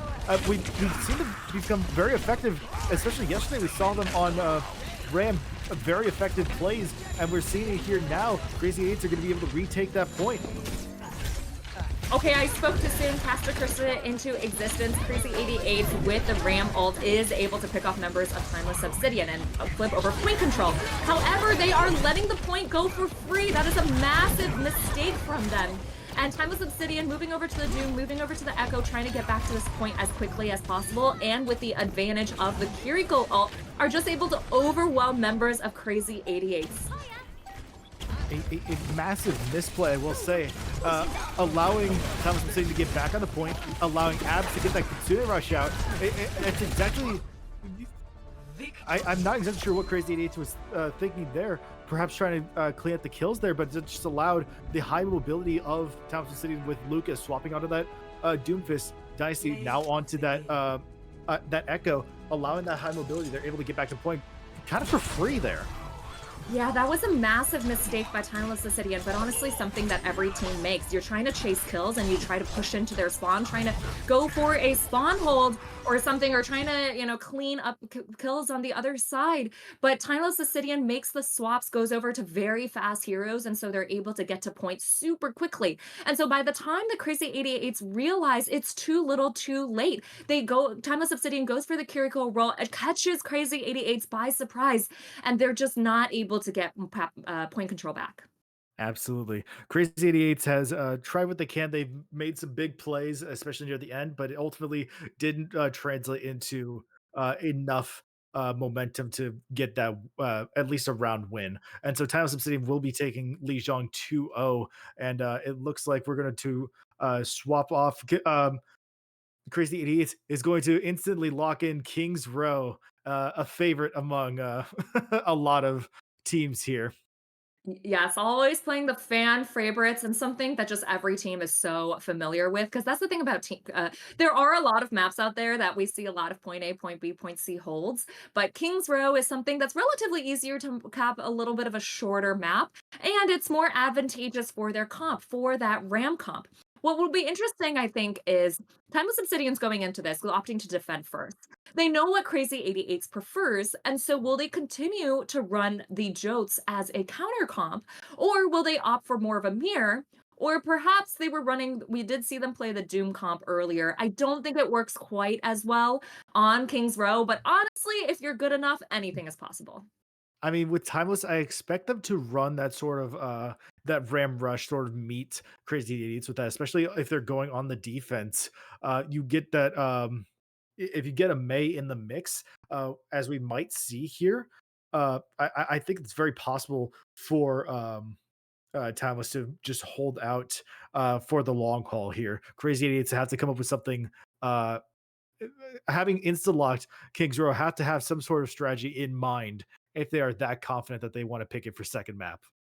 That's right. Now, crazy or no, Timeless Obsidian, really dominant performance on Lijiang. I'm really hoping these teams give us a bit of a closer map. God forbid we have a full hold on point A. Hopefully, I didn't just curse that into existence. But either way, Kings Row, such a favorite, and especially the winter map, which I think we will get to see, is going to be such a fun map to watch. Absolutely. I mean, those holiday maps there, you don't see them all that often. I mean, you might in scrims just because, yeah, you get to choose it all the time. It's kind of fun. It's there year round, but when you get to see it, it's a lot of fun. You just even in scrims, you get teams you get to have a bit of fun. But I mean, here in Mistletoe Madness, it's the gloves are off, so to speak. That's true. Mistletoe Madness, we're getting into the holiday spirit, but when it comes to competition, teams aren't playing so nice. And so we're going to jump into map really quickly. And hopefully, Crazy 88s is also taking this time to do some strategizing and figure out how they can counter Timeless Obsidian. It seemed like Timeless Obsidian was just able to, set the pace of the game and play really fast and able to bait a lot of cooldowns from Crazy 88s, live out their engages, as well as get those first picks. So that's key for Crazy 88s, especially I think on the DPS line, trying not to get picked first there so they can have a proper team fight. Absolutely. And as important as it is to talk about those strategies and the technicals, it's very important to have that mention. But I think that's ultimately half the battle. The other half is the mental battle. Crazy Idiots had a massive beatdown, got beat down pretty hard in Lijiang. And I mean, it's a matter of how well they can recover and how well they can adapt going into King's Row here. Okay, we're going to get a preview of what these teams want to run and see which of my predictions were correct. Dust is giving us a preview of the Monkey of the Rhine. I think he's going to go back to the Ram, but we will see. And then Timeless Obsidian here actually running something very unique. They're going for an Ashe and Echo Mercy as well as a Hog. We did see Luca run the Hog earlier in our last match on Gibraltar. Luca is very comfortable on that Hog, and so maybe trying to catch Crazy 88's off guard here. I will mention Hog on Gibraltar last match didn't work out too well, especially with left right good night and that Ana at the ready, able to just provide so much damage output. I'm willing to see if we're going to see a similar story here. Melophobia with the opening shots here, not going to find anything. Does get a hit off onto Dynasty, but ultimately, if they're not getting that pick, they're not going to stay on there. They're going to swap off onto that May. Honestly, I think a fantastic choice. You see Dust ultimately committing to that Sigma now. Okay, what's interesting is we have Dust on the Sigma, however, Awaken is staying on the Reaper, and we have Bolton Cake on the Moira. Normally on the Sig comp, you see a Sojourn Baptiste backline, and so, I do have some questions. They're going to have a hard time countering the Echo in the sky, as well as countering the Ashe. There really isn't, there's no hit scan on Crazy 88s, there's no one to shoot the members of Timeless Obsidian, and so they are only really able to look at the Hog. I mean, if you're Crazy 88, what ultimately is your response to that Hog on the statue? Just kind of moving around there, just trying to avoid all that damage and providing a lot of interrupt there, especially on that Sigma. It's just a lot of interrupt there that Luca provides with that Roadhog that we didn't see a lot of on Gibraltar.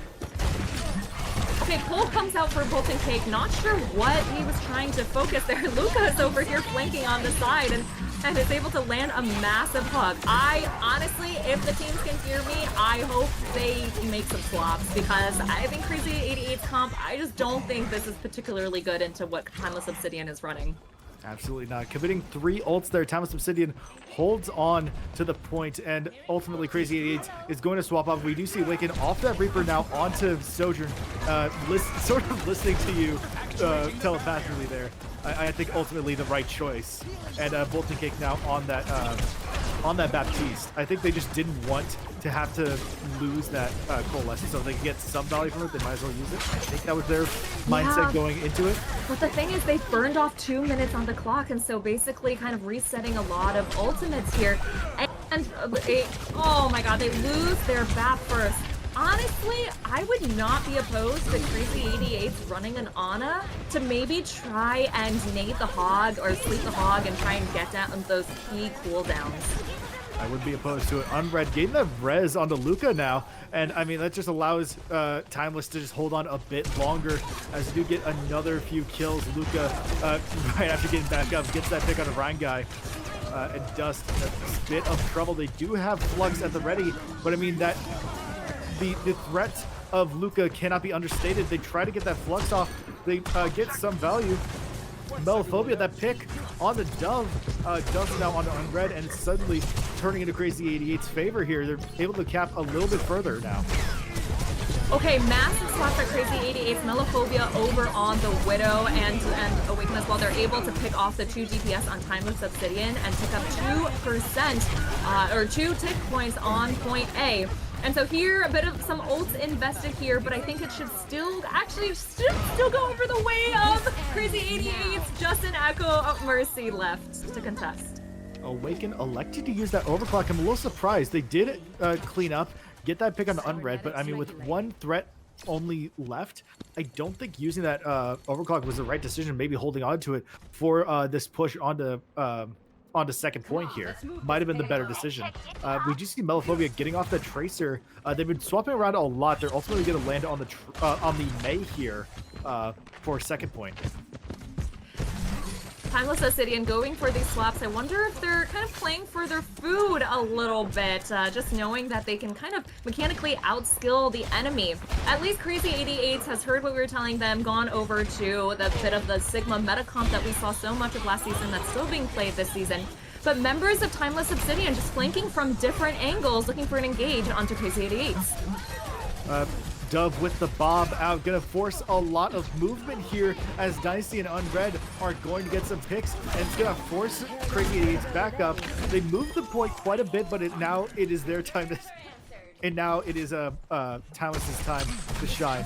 We see the hook coming out on the Dust, a very aggressive hook, and they're gonna get the pick on the Dust in spawn.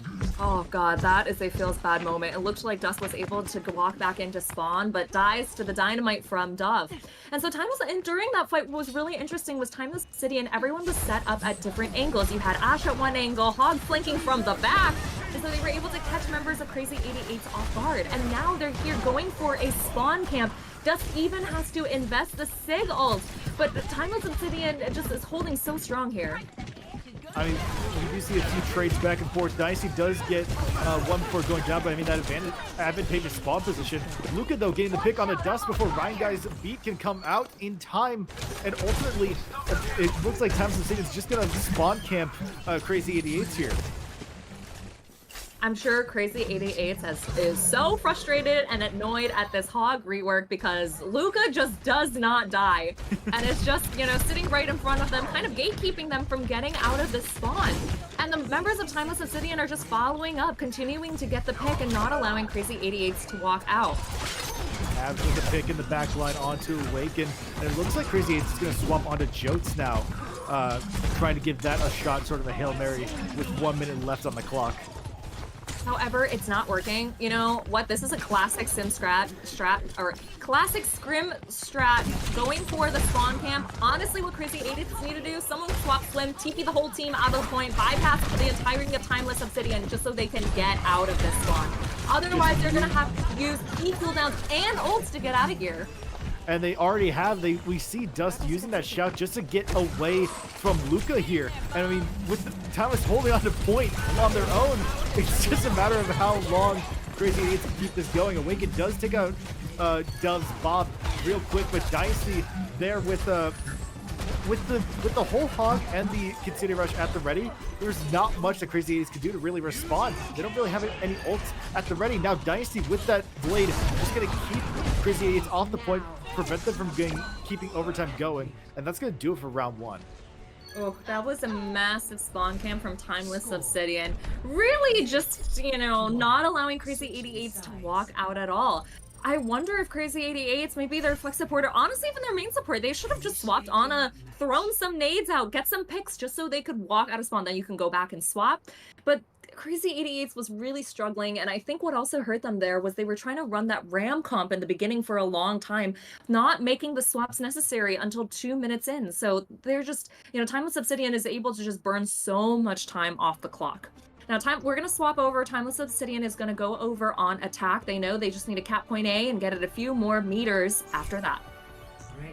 I mean, ultimately, it's going to come down to what Crazy 8 decides. They very frustrating first round, definitely. So what they ultimately decide here could set the pace for the rest of the match here. Dust electing to go with the Doomfist, Awaken now on the Sojourn. I think a very interesting decision here, especially on defense. You said earlier in the match that we likely won't see that Doomfist, but I mean, here we are. Perhaps this is just trying things out, seeing what ultimately would possibly work. Okay, what's interesting is Dust is on the Doomfist, but his backline is a Kiri and a Lucio. I don't know. I think Crazy 80s should run an Ana. I think they should run an Ana Brick. I think that's so good into a Hog. I mean, if you don't have an Ana to nade and force out Suzu, Luca gets to walk around for free. I don't even know if Luca really died more than a couple times on that on their defense. And so Timeless is sitting here running a very unconventional comp. Luca wants to run it down on the Hog, knows it's been working so well, but they're also running a Genji and a Sombra here, as well as a Kiri Brig. I mean, with the Sombra buff that we got recently with her ultimate, I could see it getting some mileage here, but ultimately, we're seeing Crazy 8s going for sort of a Jotes without Junker Queen, instead with that Doomfist, and now already in trouble at 1. Both DPS are down, both supports incredibly low, and Dustin have 1 HP. Not much Crazy 8s could do. Timeless Obsidian is just going to cap pretty easily with a little over a minute to spare, or a little over 3 minutes to spare. I don't know what Dust is really expecting to accomplish on this Doomfist, because Hog does kind of counter Doomfist, especially if you can hook that Doom mid-air or when he lands. And so it's a bit of an ambitious pick here.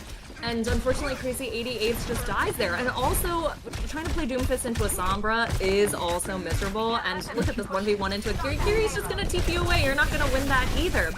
And so, oh my god. 2 here, Melophobia and Dust. Just sort of walking around, running it down, as you said, just doing what they need to ensure Timeless Obsidian ends King's Row real quick. This is truly devolving into a ranked game. We just see Luca going on the flanks of his life, running it down into the backline of Crazy 88s. It's almost as if they flipped map here. And oh my god, Timeless Obsidian is just able to cap that map so quickly, not even giving Crazy 88s a moment to breathe. Utter domination from Timeless so far. I mean, if you're Crazy 88s, you're feeling a little uneasy. You're hoping that you're not going to get tilted as you're going into map 3. I mean, you've only got 1 chance left to make a statement against Timeless Obsidian. I mean, I can't even begin to describe how I would feel in that situation. Yeah, it's really tough here. These two maps are such dominant performances from Timeless Obsidian, a bit of a roll. But, honestly, I wouldn't be surprised if Crazy 88s kind of expected it coming into this match, because Timeless Obsidian is well known. They're in top 8 of Flash Tops. We're going to be seeing the top 8 play on stream next weekend. And so, they probably know a lot of these players know that they're a very good team. And that's why we saw Timeless Obsidian running unconventional comps, because they know that it's just a team diff. They're just better. They can kind of run whatever they want and run over Crazy 88s. But I hope Crazy 88s is keeping their mental strong, treating this just as a fun match. They're still, doing great, all the best, trying to put their best foot forward, and that's the most important thing. Well said. I mean, ultimately, it's going to come down.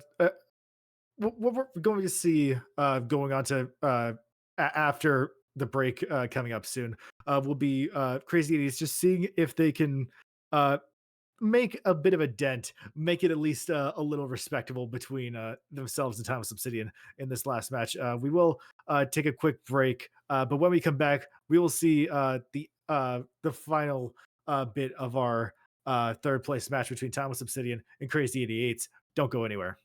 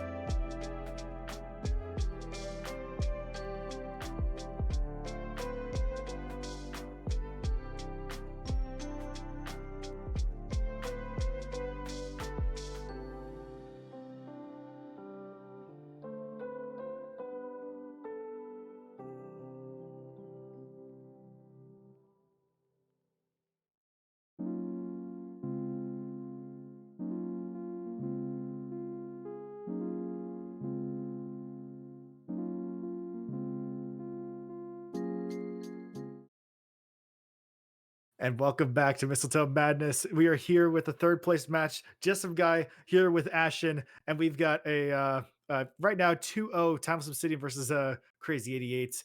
This next map, Suravas is going to determine if Timeless can just walk away with a 3-0 and take the third place. Yeah, we are going to move over to Flashpoint. And so we'll see if Crazy 88s can turn it around. But honestly, Timeless Obsidian has just been so dominant throughout this match. They are a really good team.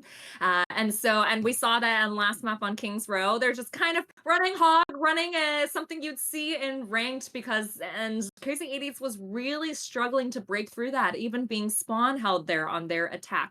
And now we are going to move over to New Junk City. And so see if these teams are going to run a little bit more variety. I imagine Luca's not going to lock the hog, but I could be wrong. And so we're going to jump into map real quick and see what these teams want to run. I mean, I wouldn't be surprised if Luca goes for that hog again. I mean, they've been doing pretty effective so far this match. Perhaps a bit of a relax from the semifinals where didn't get as much mileage with that Roadhog, and it ultimately looks like they might go with a Jotes comp here from Timeless, while Crazy 88's go with a more Ram Rush. Okay, we did see these teams run these two different comps earlier on Lijiang. And Timeless Obsidian really had that upper hand. They just have such strong brawl. And Crazy 8s was struggling because they were getting picked off first and they weren't able to outlive all of that damage, especially if you have a Junker Queen up in your face with all of that self-healing. It's so hard to take her down. And so we'll see if these teams can play a little bit better, but it's key for Crazy 88s. They're looking for that wall on that Queen, looking to force out Shout, and then they can really force out that Suzu, and then they can really brawl. I mean, if Dove could get an early pick here, that would set the tone, but Melophobia is going to open up here with a pick on Dynasty. And then another on Brian guy going to pick off Luca. Crazy 88's probably going to take control of the point to start out here.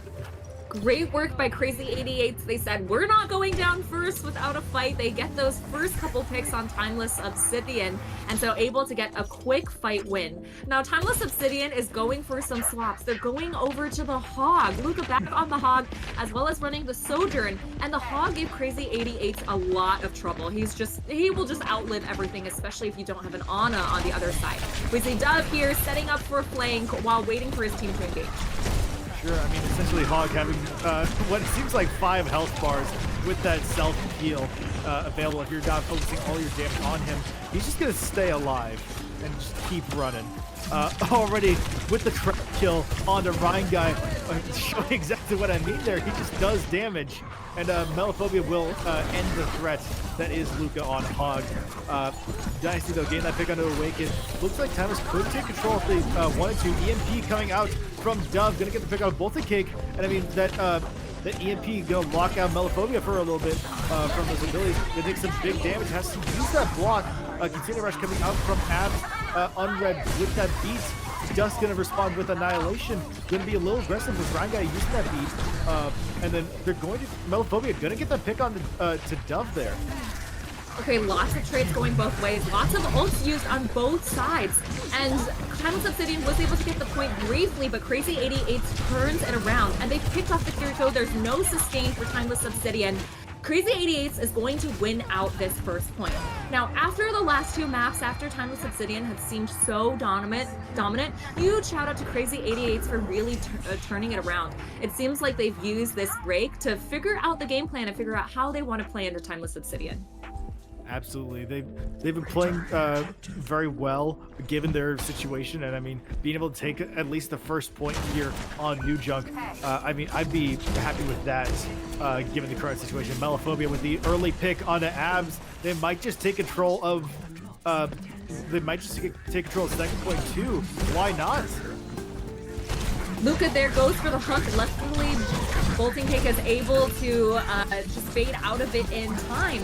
And Dust runs it down on the Omnic form, picks off the enemy Sojourn. And so, remember, Timeless Obsidian still doesn't have their Kiriko, although Luca can just kind of live forever on his own. And so this fight's still going back and forth, with picks coming on both sides, but no one capping yet. Dove taking on Melophobia, but I mean, they can gain that pick on the Luca is going to be massive, especially that now that they don't have a lot available, you see a Molten Cake using that Coalescence, just trying to keep them alive, get that sustain out, and then get the damage out as they get the pick on a Dove here. Awaken, having used their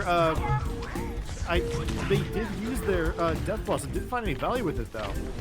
But it was Awaken was able to get members of Timeless Obsidian low, and so Crazy 88 was able to clean up that fight just investing 2 ults. They are going to take up 50% here. This is close to last fight territory, and as long as they can stall this out long enough. And so a few ults coming out on both sides, but Timeless Obsidian does have 2 support ults. I mean, if Dove does use that Death Blast, if they do have Ryan Guy with beat to respond, I mean, it's only a matter of time. We do see beat coming out, so Dove knows he can use that Death Blast for free. They don't have they don't have Jericho or anything to respond. You don't even need to if Dust is just going to use Annihilation right out the gate. He's going to provide a lot of damage out on the Luca, not even going to be able to out-heal it. Gets taken down by Awaken, and Crazy 88 going to hold on here and going to take second point as well. Wow, this has been a huge turn of events from the first 2 maps that we watched. Crazy 88 has actually been so dominant, getting the first picks, overwhelming the members of Timeless Obsidian. Even Luca, who, with all of the hog changes, can kind of live forever, but Crazy 88 is just able to sustain and brawl long enough, get enough DPS out to take down the hog. So they are up 2-0 on this point. There's only 1 more to go here. Dust just trying to keep Timeless Obsidian back for as long as possible. Just try to take control of this point however they can. I mean, with Blizzard at the ready for Melophobia, it's only a matter of time until they do ultimately decide to go with it. Luca in a dangerous spot, having to use Whole Hog. Gets frozen, though, by Melophobia. Will get taken out by Molten Cake using that Coalescence. And Timeless Obsidian just going to be forced back again. Awaken getting real low, but is able to stay alive here. Just that pick on the Dynasty. And it looks like with Susu being used up, Abs is getting down real low. Unread, though, able to prevent Abs from going down completely. Okay, Luca moves over to the Doomfist, realizes Hog is not working. However, Crazy 88 still has point control. Reinkai gets the pick onto the enemy Kirko, which is massive. There's not going to be much sustain for Timeless Obsidian, so they need to take a fight as quickly as possible to try and trade it out. They do take out the backline of Crazy 88, and with these swaps, they are able to take point percentage. And so what's interesting, so we have Luca over on the Doomfist, and we have Dynasty moved over to the Soldier. So the Soldier can run away, can see people coming from afar. So Dynasty, I imagine, is going to just be playing weird angles, trying to catch members of Crazy 88 off guard. And so they're going to be able to output consistent damage into Crazy 88s and stop them from engaging. Sure, Dove now on that Tracer, immediately showing just how fragile they can be as Melophobia icicles them immediately. First one down the fight, unread, almost getting an Ajax there, but is able to get beat out in time and keeps Timeless Obsidian alive there, but not for long, as it looks like Crazy 88s are close to retaking this. Yeah, Timeless Obsidian has lost their soldiers, waiting for him to come back soon, who's running back from spawn. These teams both trying to hold on to this point as long as possible, but it looks like Timeless Obsidian does have a bit of the upper hand as there's only 3 members for Crazy 88s left alive. However, the coal is being invested. There's also a Ram ult that just wants to invest that as well. Ram ult immediately going down to Luca as the Meteor Strike, finding 2 there, and it looks like Timeless Obsidian will retake and probably take this 3rd point. Timeless Obsidian in the nick of time makes these comp swaps, and they're finding a lot more success against Crazy 88s. And Melophobia has actually moved over to the Tracer away from the Mei. Probably more of a comfort pick, although actually swaps back over to the Mei, has been getting a lot of headshot kills, and so, playing really well on that front. Now the score is 2-1 in favor of Crazy 88s. That just means that Crazy 88s can take this 4th point. They can just end it here, force a game 4, but it's only a matter of time. I mean, Luca in a bit of trouble here. You can see Dynasty going with that tactical visor. Not sure if they're going to find any value with it, but Dove does get the first pick on the Melophobia. Dynasty taking out Awaken. Both DPS for Crazy 88s are down, and it looks like Timeless Obsidian is just going to take the space, take dominance, take control of 3rd point here. Very long brawl there on that fight, but investing the visor, Timeless Obsidian is able to get the picks. However, they've lost their Doomfist already, and so Crazy 88, that's a go button. They're trying to engage as quickly as possible while Timeless Obsidian is still down their Doom. Mark II for Bolton Cake as Crazy 88 moves in on the point. Awaken finding Unread there, and Crazy 88 are going to be able to retake. And now, Dust seeing Dynasty out of position, tries to go for that feed, tries to get a bit of a stagger in, and they are going to be able to do it as they find Abs very low and vulnerable. A bit of hide and seek there as Dust was running around looking for that Kiriko, is able to punch her to death. And so they use the Ram ult. It's countered by the beat from Timeless Obsidian, but they're still waiting for the Kiriko to come back. Luka trying to see what they can do. They're forced to back up with Dust using that Annihilation. The Brian guy getting that pick on the Dynasty. They've lost their big damage output there. It's going to be up to Abs with that Kitsune Rush. Down one. Can they try to retake here? We see Brian guy going with the beat, allowing them to be really aggressive here. Melophobia's pulse bomb, not going to find anyone, but Dust in Nemesis form going to take out Dove, and it's looking about even here as we go into this fight. Crazy 88 is able to hold back Timeless Obsidian a little bit longer. Percentage ticking up to 93%, and Timeless Obsidian still waiting for members of their team to come back. They're just trying to tap onto this point as quickly as possible, but Crazy 88 still has 5 members, and so they're trying to keep overtime contested and trying to see if they can flip it and get a pick. Timeless in trouble as Crazy 88 might be looking to take this here and now. Awaken finds one with Death Blossom. Luka going with the stun, fighting one with on the Bolton Cake, and it looks like Timeless Obsidian might be able to retake, but it's going to be real close. Dicey fighting Melophobia here, a bit of a back and forth, but a team kill from Timeless Obsidian. It allows them to retake in the nick of time. Oh my god, incredible clutch by Timeless Obsidian. Honestly, they kept chilling on point and kept taking fights while they were down one. Honestly, they probably should have regrouped, but luckily they get ults offline fast enough. They lose their back line, but with the Visor, with the Doom ult, which is now buffed, and Luka gets to regen health while ulting, they are able to take down members of Crazy 88. So this is last fight here. Oh, Dust takes way too much damage, goes down first. Not what you want to have when you're trying to retake point here. 85%. It's down to this. Timeless Obsidian might be able to force a 0.5 here on New Junk City. I mean, Luka in a dangerous spot right now to awaken. A Timeless is going to take the point, and they have to. Crazy 88 has to back up, has to move, trying to prevent any sort of stagger. Oh, I wonder if Crazy 88 is really gonna, regret losing hold at that point. They looked so strong. They kept having advantages in fights, but unfortunately they just lost to Timeless Obsidian. And so Timeless Obsidian is able to cap that second point, tie up the score 2-2. And here we have a fight going on the outskirts, not even near the point, but trades going on both sides. I mean, back and forth now between Dynasty and Melophobia. It's only a matter of time, but the brawl going on in the main fight here. Dust finding the pick on the Abs, and Crazy 88 gets a lot of picks, but Timeless Obsidian is probably the first one to take this point here. Okay, but Unread uses the beat, knowing that they've lost their Kiriko. Dove is able to take out his counterpart, and so only a few members left for Crazy 88. They invest the beat, but it only goes onto the back line of Crazy 88, so I don't know if that was a good investment. Dust pops the Ram ult, is going to able to get members of Timeless Obsidian down low, push them off the point, trying so hard to cap, but Luka just lives with that Doom ult. And now trades continue going on both sides. Dust just can't live without his Moira. And oh my god, I mean, the fight is still going on. People know, these teams know how important this point is, but Timeless Obsidian is going to get first point cap. I mean, an absolute back and forth. That fight seemed to go on for years, but I mean, Dove getting those 2 picks, exactly what Timeless Obsidian needed to capture that point. Crazy 88 have to find some way to respond. They tried to use that Meteor Strike from Dust, but ultimately didn't find much, especially as they weren't able to regenerate any sort of health here. I mean, it's a matter. It's going to come down to if Dust, now on Doomfist, is able to counter Luka now. But Crazy 88 is walking into a Fury Visor. However, Melophobia does take out the enemy Tracer, and so this is a 5v4 here. For Timeless Obsidian, they are going to invest the ult because they know how strong that is. And with that punch there, Dust is knocked down, is going to get taken out.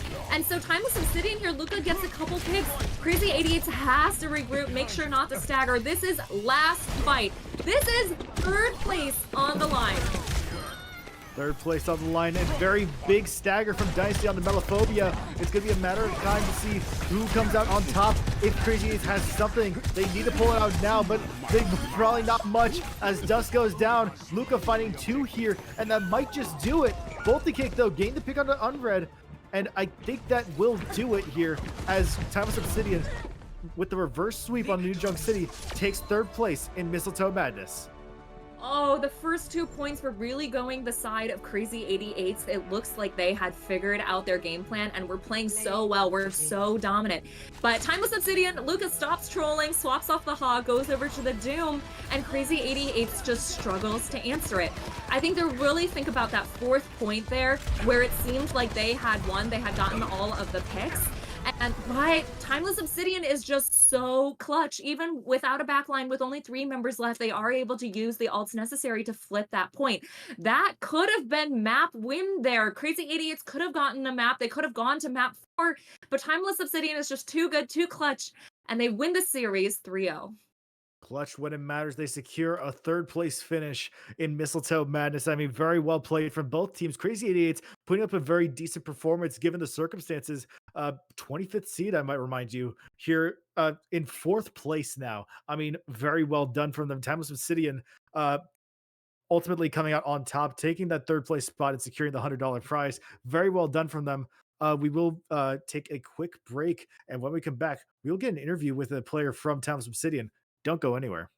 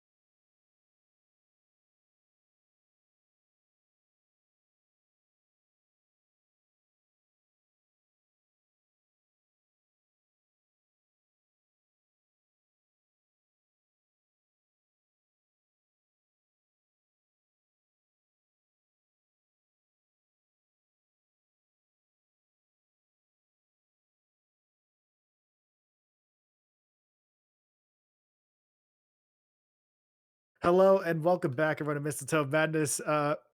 Just some guy here with Ashton, and unfortunately, we're not going to get an interview with anyone from Timeless Obsidian, but we are going to get an interview with the tournament organizer herself. Please welcome Echo. Echo, welcome to the stream. Hello, thank you. Yeah, is this has been a little bit bigger event than we normally have, so it's been fun. Absolutely, it's been a blast to cast both days here on both streams for myself, being able to cast both A and B stream. It's been a wild experience, a new one for me, but I've loved every minute of it. Yeah, Yeah. Echo, thank you so much for joining us. This has been an incredible experience. I know you guys have been running Blitz tourneys on a monthly basis for a long time. This is kind of the largest scale it's ever been done at with 32 teams. I'm curious to hear a little bit about your vision and goals for this event and what you're thinking going forward. Well, as far as our like vision for this event, when Blitz brought the idea to me, he's like, I just want to have a big like end of year shindig. And I was like, okay, well, like, what are we talking here? Like, do you want to go Swiss? Do you want to go double elim? He's like, no, I still want to keep it within the vision of what we're doing here at Blitz, which is, our single day, single elimination events. So as we were talking about it, we're our production liaison, Willitron, who helps us with all of the like planning of the production side of things, and then me on the tournament side of things. We all, Blitz, Willow, and I sat down together and we kind of, created this idea of okay, we're gonna still have the single elimination event, still have it be what what we kind of go for here, but like if we just double everything, like we just do double days, double teams, double prize pool, like what can we create with that? And that was this event, and uh, we went live with that, and it's been an absolute blast to see the teams that have joined. We've got ex Overwatch League players playing in the grand finals. We've got tier 2 contenders teams playing here. Like it's been utterly amazing to see the way that this has exploded. This Mistletoe Madness tourney has definitely been such a special event. I think, especially with the conclusion of Overwatch League earlier this year, it's now kind of up to third party organizers to give all of these incredible teams and players a platform. And I think that's absolutely what Blitz is doing. So, huge congratulations and shout out to you and all of the team for putting on such an amazing event. I'm still holding out hope for, double elim Swiss. I would love to see format changed up a little bit. Definitely not personally biased, as I got to play yesterday, which was a lot of fun with my team. But of course, I had to Yeah. throw to make it to cast today. A Um, 100%. That is totally why. uh, Echo, anything more? I imagine you've been watching the matches that have been streamed, especially the semifinals and finals and third place match today. What do you think? It okay, so I'll be honest, I this has been an extremely hectic week because I actually was playing and calling all heroes myself this weekend. Oh, And amazing! yeah, so I literally 10 minutes ago we just finished our grand finals for the Rising series, and we won, by the way. We won the grand finals. Woo! Congratulations! That's So incredible accomplishment. yeah, and then we were able to pull over, and I was able to make it back here for the interview. But I've been having the streams up, and I've just been like peeking the streams, like both A and B stream constantly. Like, okay, what's the score? What's the score? What are we looking at? And just seeing some of the major plays by the people on these teams, and it's been humbling actually, because I am not at that level yet.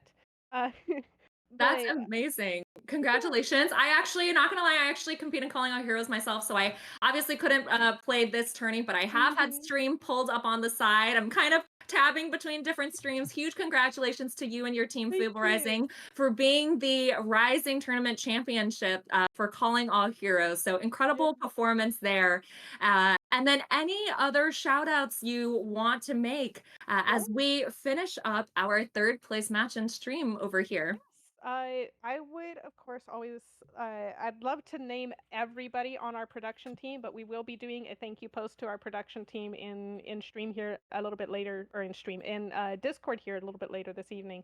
We have so many talented people who've come and given their time and their energy to make this happen. Like putting on both an A and a B stream is a big undertaking, and the people that we have that have given their time and their energy to it's uh, utterly mind blowing. And I just want to give a big thank you shout out to our production team. as well as our tournament staff, we've had a couple of new onboarders, some as early as yesterday, who've come in and have taken care of some problems because I wasn't able to be here quite as much with a hands-on experience as I typically would be. So having them be able to come in and just be like, okay, what needs to be done? Let's get it done. Let's do it. Let's answer these questions. Let's make sure everybody's taken care of from production to teams to staff. And then Blitz comes back again month after month to put these on, and it is honestly working with him has been an amazing experience, and I hope to continue to do so. We've got uh, big changes, big plans coming up for 2024. So we hope to see a lot of these teams and a lot of this talent returning then. And we're very excited to see it. Thank you very much, Echo. It's been a pleasure to cast. It's been a pleasure to have you on stream. Again, congratulations on calling all heroes. Thank you. That must be a very big accomplishment for you and your team. And I Yeah, believe they're going to close it out here. yeah. Thank you, everyone, so much for watching. We're going to don't go away just yet. We're going to go over to the A stream, Yep. rating the A stream, I believe, as they are currently in a match point scenario between Left Right Goodnight and O3 Splash. So we will go there momentarily. Don't go anywhere.